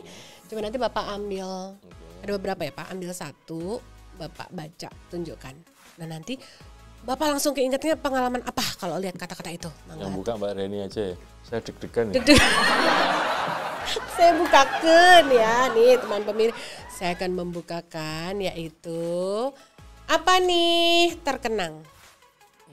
Terkenang, nah beberapa detik Bapak pikirkan kira-kira pengalaman menyelenggarakan pemilu apa yang ini, Pak kalau bisa untold story nih, kalau bisa yang impress banget gitu mengandung kata terkenang ini, tapi itu kayak belum pernah diceritain ke forum gede apa gitu, mangga tuh Pak. Saya jadi penyelenggara pemilu di antara yang terkenang ya, saya pernah dinyatakan sebagai tersangka. Tersangka apa Pak? Tersangka apa itu? Ada dua peristiwa ya.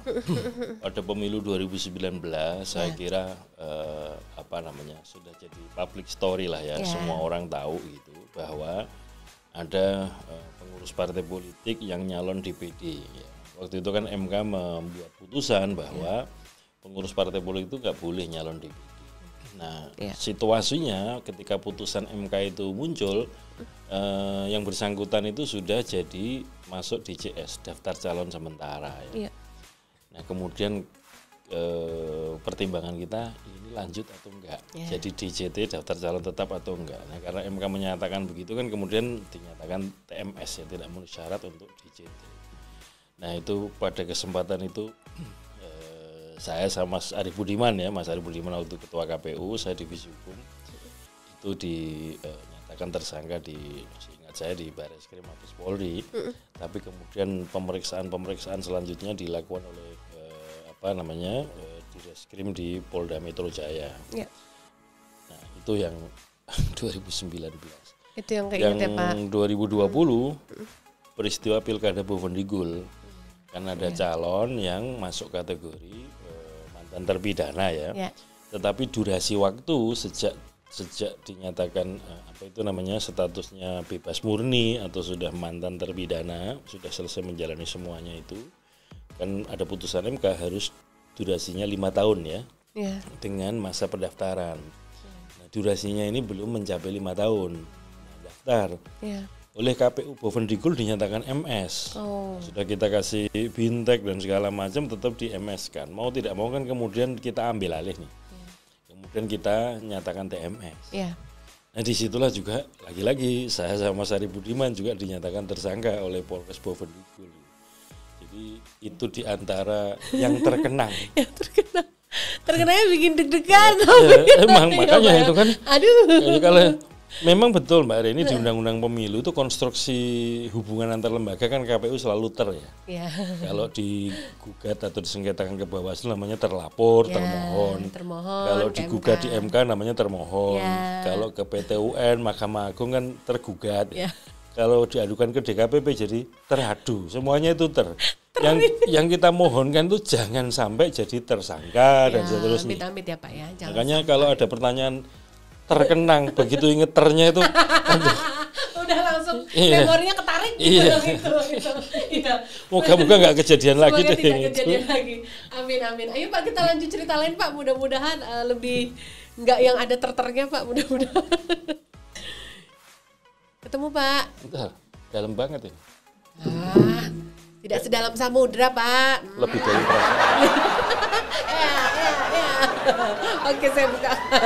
Yang kedua, Pak produser ngangkat Pak. Oke. Nanti kita bikin stand up komedi lagi. Kayaknya saya berbakat. Podcast komedi jadi ya. Iya, oke. Mudah-mudahan ini membawa kenangan yang lebih seru. Kaget. Ya, teman pemilih baca. Kaget. Apa ya Pak yang langsung keinget kalau dengar kata-kata kaget? Mangga Pak.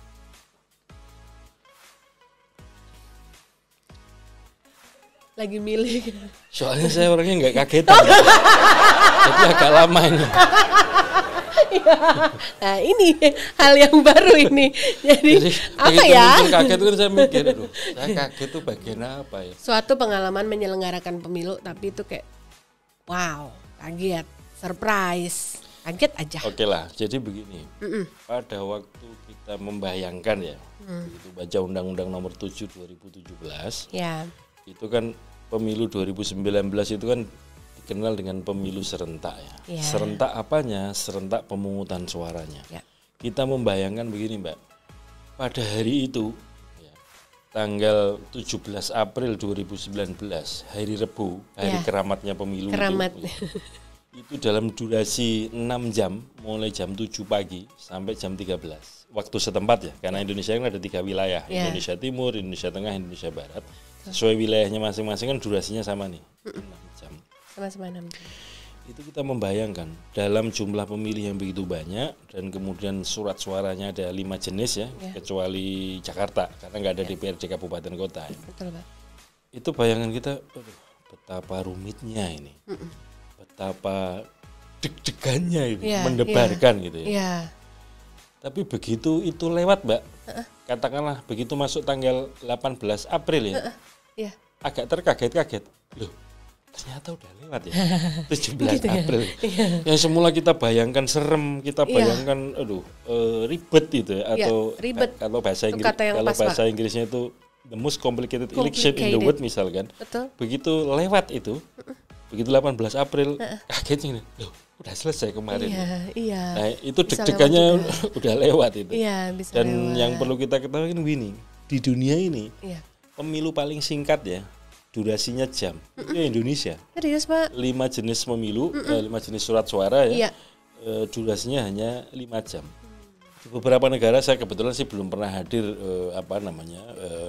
menghadiri EVP ya, election visit program di pemilu negara lain, tapi beberapa teman kolega anggota KPU yang hadir itu jam pemungutan suara itu bisa sampai malam gitu. Jam pemungutannya ya Pak. Jadi durasinya lebih panjang. Kita ini serentak pemungutan suara 6 jam. Dengan 5 jenis surat suara itu kan bayangannya ngeri kali ini. Tapi begitu lewat tanggal 17 tuh kagetnya gini. Sudah lewat ya, sudah selesai. Itu ternyata bisa juga lewat ya.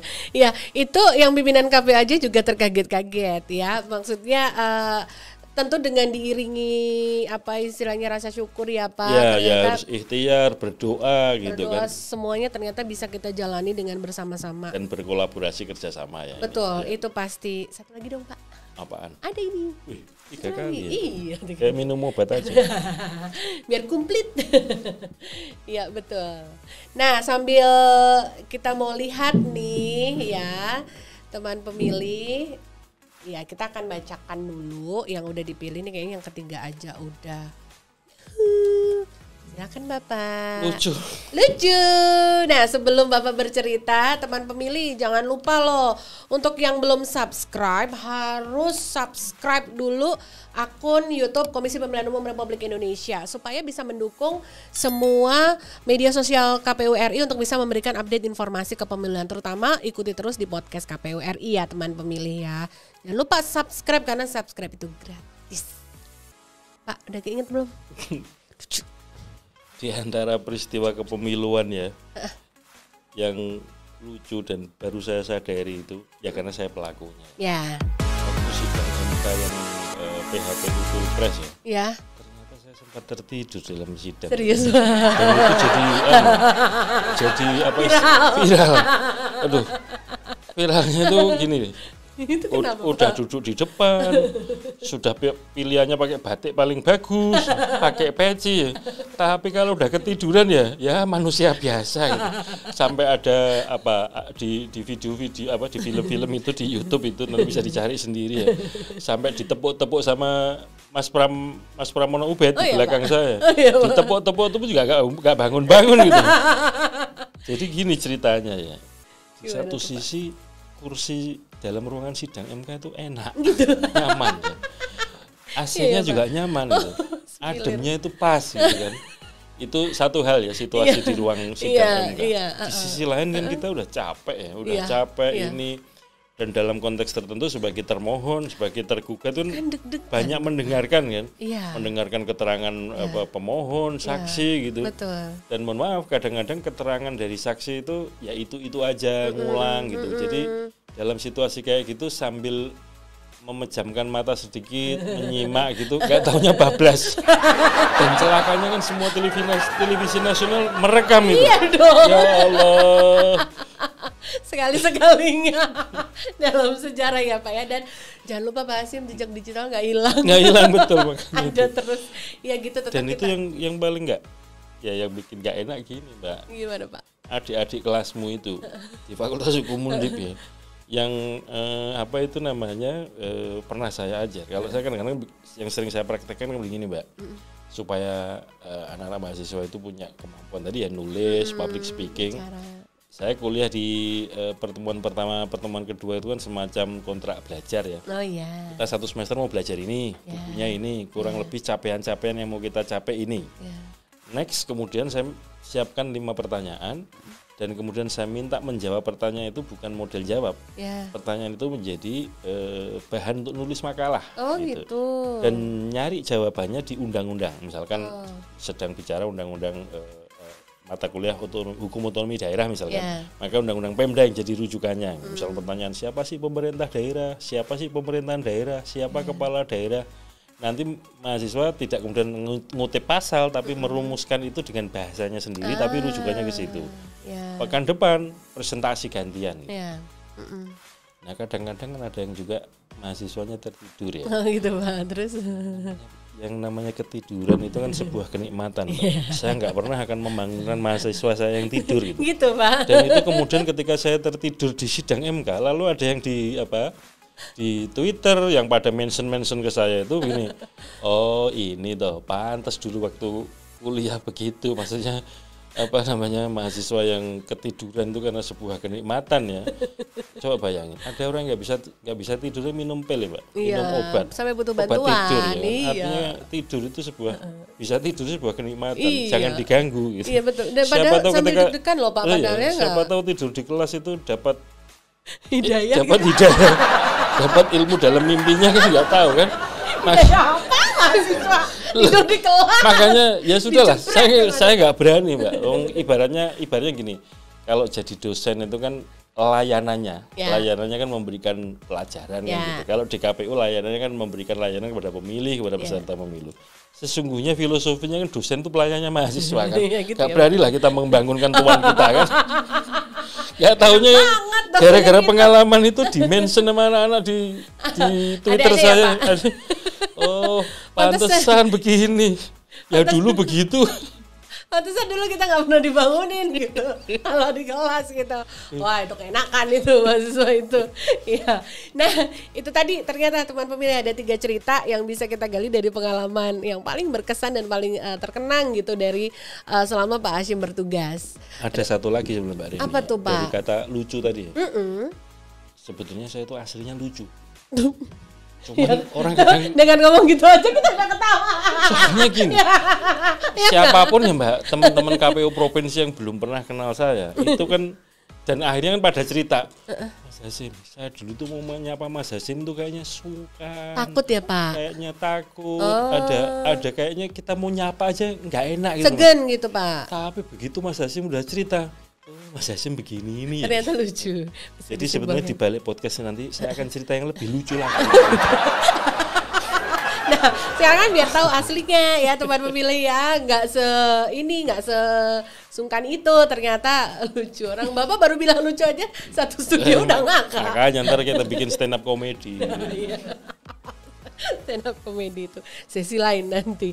Ya, Bapak terima kasih ya sudah berbagi pengalaman. Terima kasih ya teman pemilih di podcast cerita, KPU. Ini tadi cerita tentang pengalaman Pak Hasim yang bisa kita gali nih.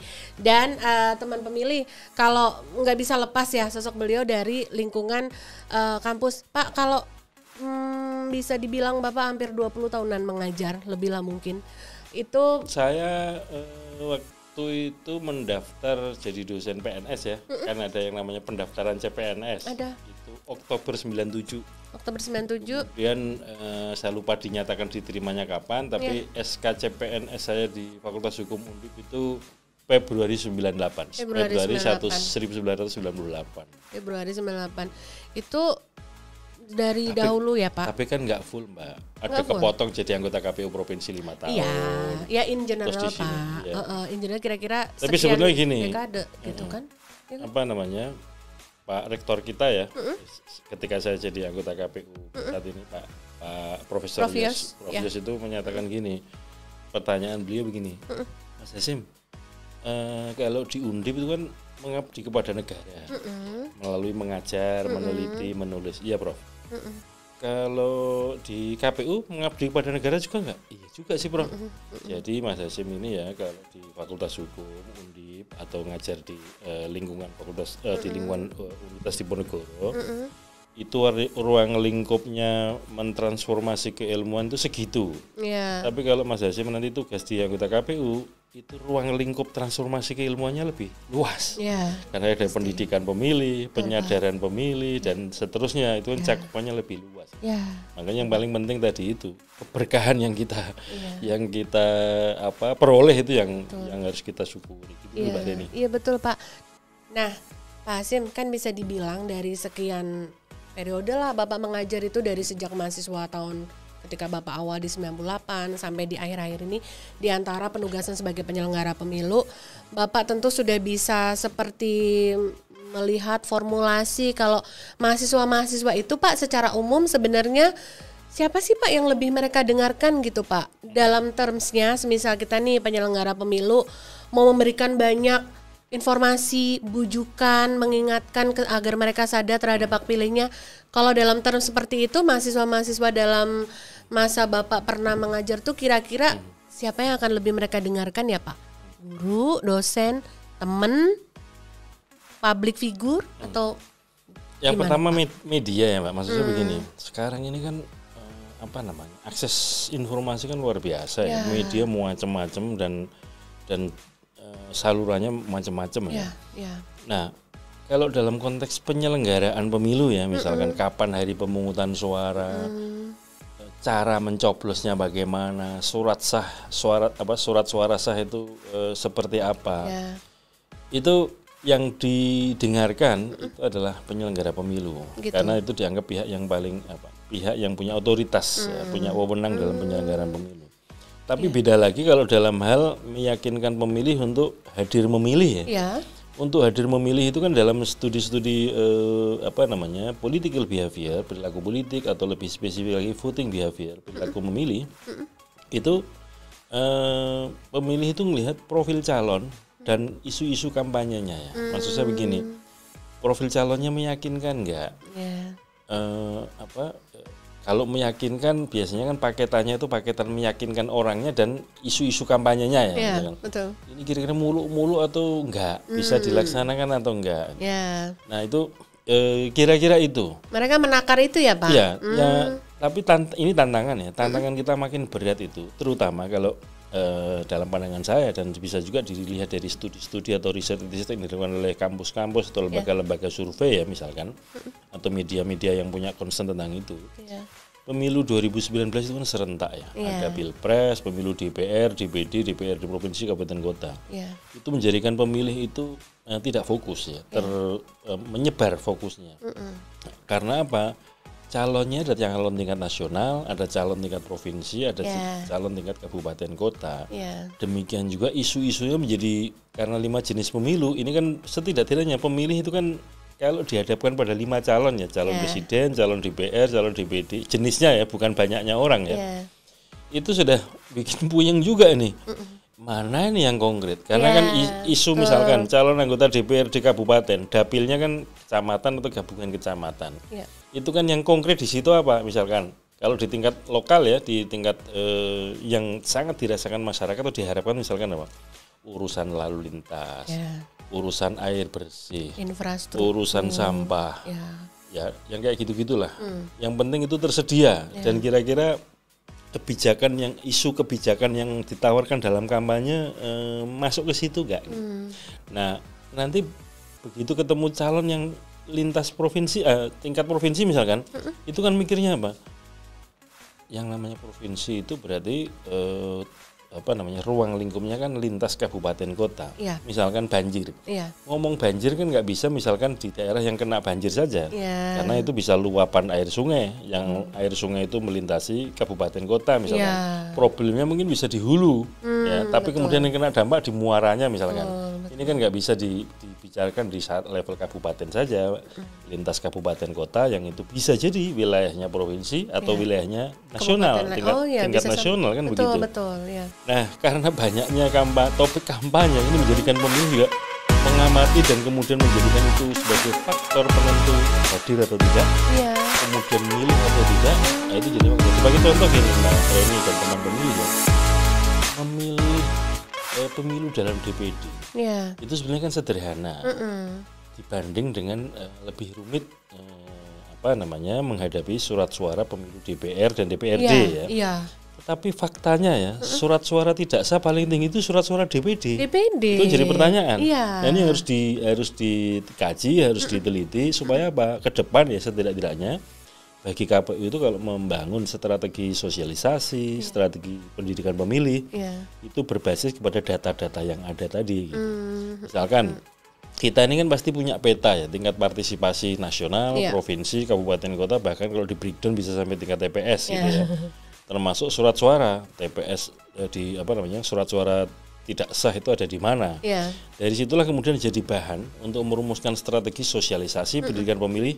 Ya semuanya harus setara informasi yang disampaikan. Tetapi ada fokus-fokus tertentu, ada titik tekan tertentu gara-gara apa? Oh, di sini surat suaranya tidak sahnya tinggi. Ini harus dapat katakanlah menjadi target grup yang diutamakan misalkan. Itu bisa menjadi begitu. Itu yang penting. Tapi saya jadi ingat gara-gara Mbak Reni tanya kira-kira yang didengar siapa gitu ya.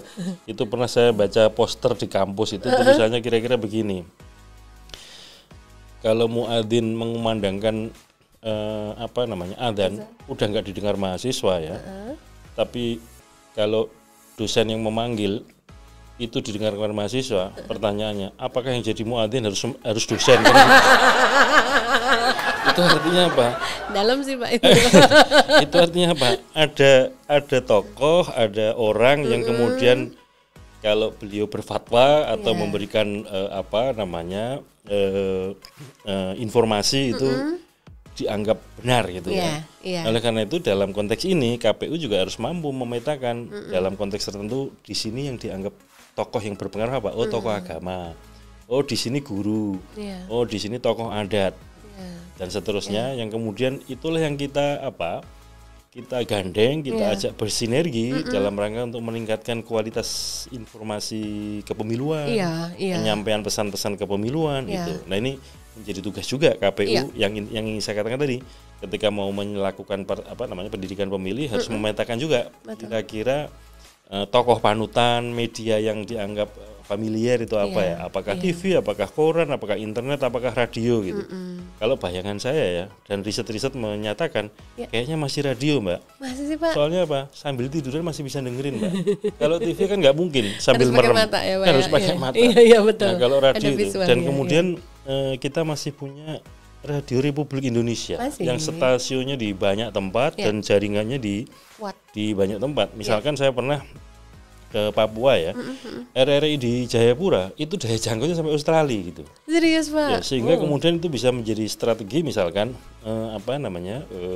RRI kita itu di daerah-daerah tertentu yang bisa didengarkan di warga perbatasan negara lain, itu bisa jadi media strategis yang harus kita digandeng KPU misalkan. Betul Pak. Ya. Studio televisi juga begitu, makanya sebisa mungkin semua studio televisi yang punya jaringan luas dan biasanya kayak ada studi tentang rating gitu ya. Ratingnya itu jam yang dianggap orang nonton paling banyak jam berapa.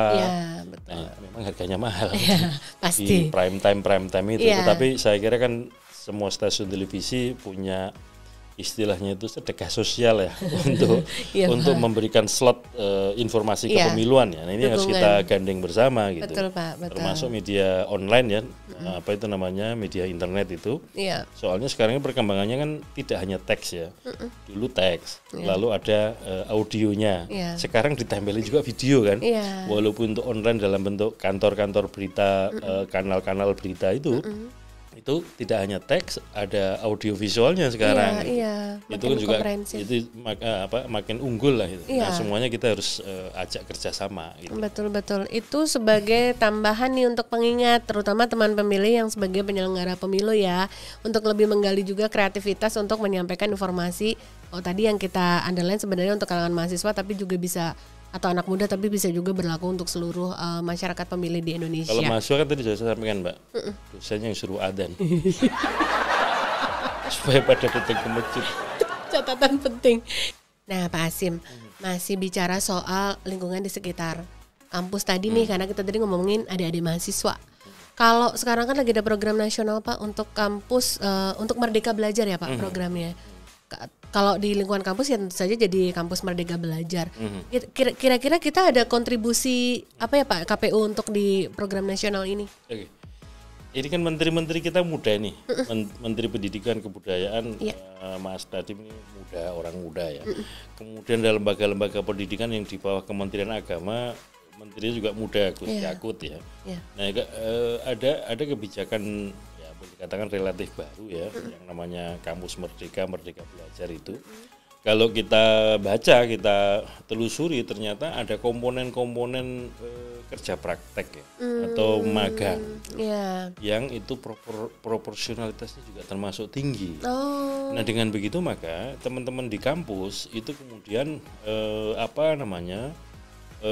berusaha keras untuk membangun jaringan kerjasama dengan berbagai macam lembaga. Nah ternyata di antaranya yang favorit itu KPU Mbak Reni. Oh iya Pak. Karena KPU ini kan sifatnya nasional ya. Kita punya unit kerja di tingkat pusat, di tingkat provinsi, di tingkat kabupaten kota gitu, mudah disapa, mudah dijangkau ya. Ya terutama teman-teman yang berbasis pendidikan hukum, pendidikan ilmu sosial gitu ya. Itu di antara yang dibayangkan tentang kerja praktek atau magangnya itu di KPU gitu. Maka kemudian kami sampaikan kalau ada teman-teman dari kampus ingin membangun kerjasama, kita sampaikan begini, tidak cukup menjadi pemantau saja, tapi harus menjadi bagian dari penyelenggara pemilu. Caranya bagaimana? Yang pertama, di tingkat universitas kita bikin MOU dengan KPU pusat ya, yang kemudian bisa di breakdown pakai perjanjian kerjasama untuk topik-topik tertentu, diantaranya sebagai penyelenggara pemilu KPPS, karena setidaknya dengan begitu ini kebijakan umumnya kira-kira kan begini, karena bayangan kita nanti situasi pandemi COVID juga masih potensial terjadi, maka para penyelenggara diharapkan juga usianya muda, segar, sehat begitu, dan makin hari well informed ya, pengetahuannya memadai. Nah di antara yang strategis ya bekerja sama dengan teman-teman kampus gitu, sehingga nanti deploy-nya pendistribusian mahasiswa tugas itu berbasis KTP masing-masing. Gitu. Karena untuk jadi penyelenggara KPPS ya itu kan harus warga setempat sesuai KTP-nya. Dengan begitu maka teman-teman mahasiswa yang tugas jadi anggota KPPS masih bisa milih. Karena kan nggak harus pindah milih kan, tetap di TPS kampungnya sendiri-sendiri. Betul. Kemudian kedua masih bisa jadi anggota KPPS karena dia milihnya tetap di kampung itu. Area tersebut. Nah, ini kan satu sinergi yang saya kira penting untuk kita semarakkan ya supaya kemudian kampus KPU itu punya kolaborasi yang bagus, meningkatkan kualitas penyelenggara pemilu, dan itu nanti juga diharapkan menjadi peningkatan kualitas kepemiluannya itu sendiri. Ya. Apalagi pemilu 2024 nanti bukan hanya pemilu nasional ya yang digelar, tapi juga akan ada pilkada yang ini juga pengalaman baru juga. Betul. Diselenggarakan di 33 provinsi dan 514 kabupaten kota. Itu pada waktu yang bersamaan pemungutan suara digelar di seluruh wilayah Indonesia, kecuali pilgub di Yogyakarta. Karena untuk Yogyakarta kan pengisian jabatan gubernur wakil gubernur tidak pakai pemilihan langsung ya. Betul. Itu membutuhkan tenaga banyak, dan teman-teman kampus bisa menugaskan dosennya jadi pembimbing, sekaligus jadi peneliti, begitu kan, mahasiswa-mahasiswa jadi petugas-petugas penyelenggara pemilu.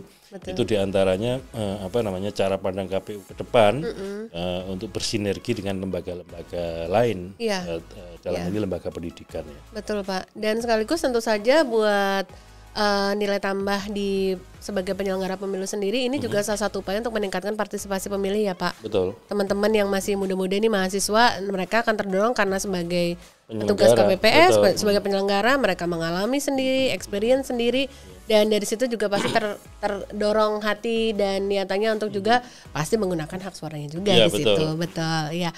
Bapak, sebelum kita udah cerita panjang nih sama Pak Hasyim ya, dan sebelum nanti kita akan minta closing statement dari Pak Hasyim, Pak, andai-andai nih Pak, kita kan sekarang masih dalam proses seleksi untuk pimpinan KPU RI.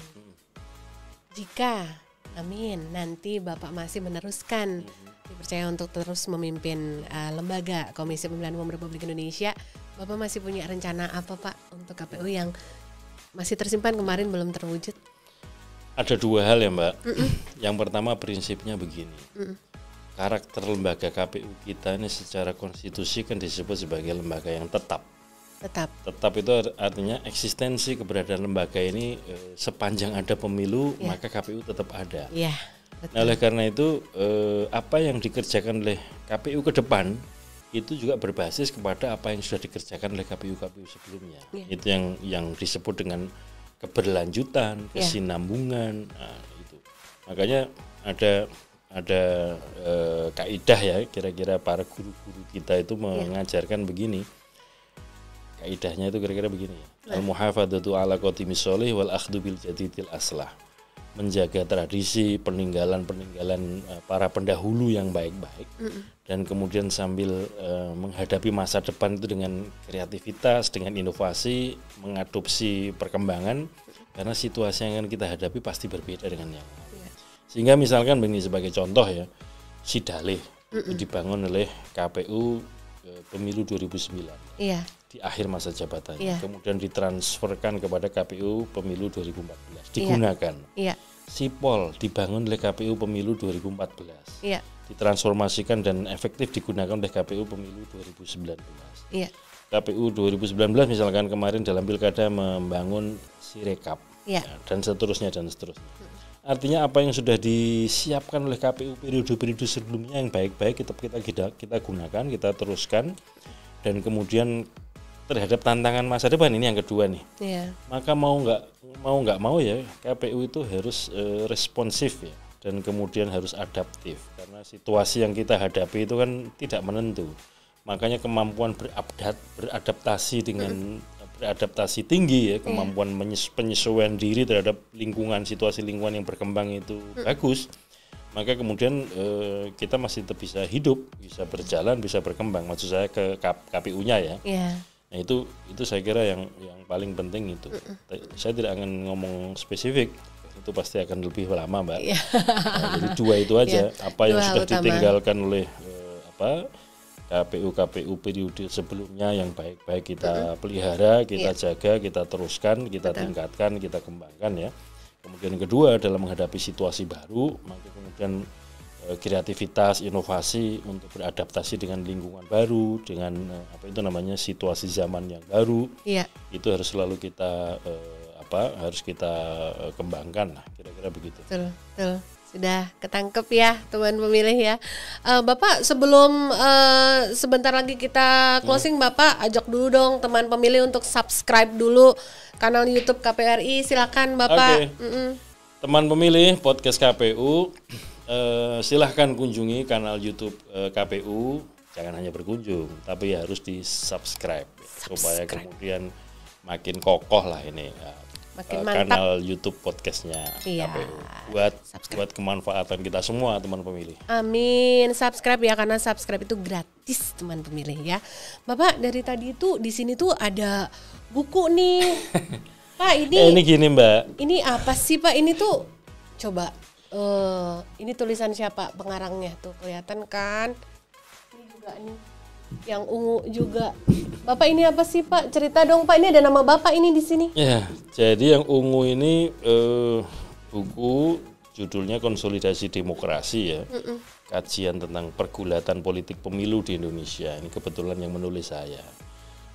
Ini bukan tulisan baru sebetulnya, tulisan lama tapi dibukukan dan diterbitkan 2019 kemarin. 2019 ya Pak? Isinya ini kajian-kajian yang saya lakukan mulai dari pemilu 99, pemilu 2004 sampai pemilu 2019 termasuk pilkada-pilkada di dalamnya. Iya. Gitu.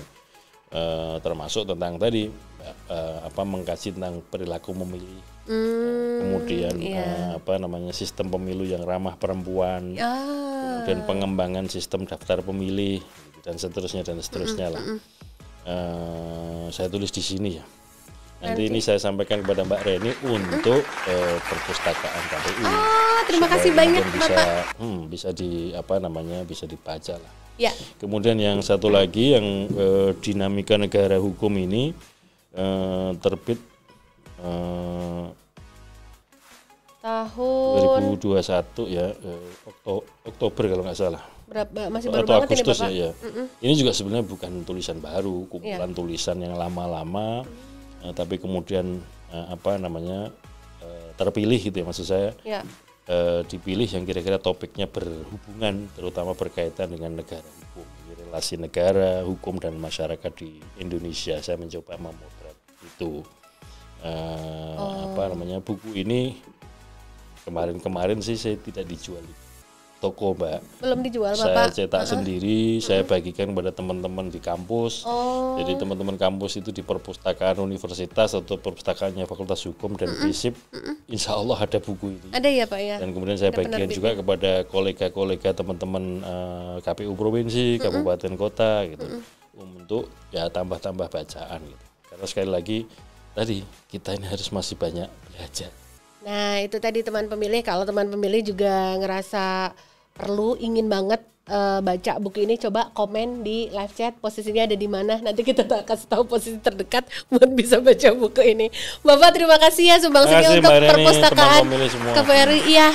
Dan tentu kita juga senang banget ya teman pemilih hari ini bisa ngobrol spesial sama Pak Hasyim sampai menggali buah-buah pikir beliau dan kita bisa mengenal beliau lebih dekat.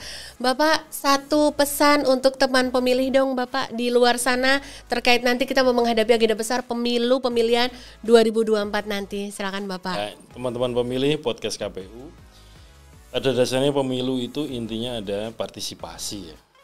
Dan di situ juga tergambarkan ada kolaborasi, ada kerjasama. Nah, oleh karena itu pemilu kita 2024 maupun pilkada 2024 itu kayaknya kurang asik kalau teman-teman nggak ikut serta. Asik. Apakah jadi penyelenggara, apakah jadi pemilih, atau siapa tahu jadi calon-calon anggota DPRD, DPR yang muda-muda gitu.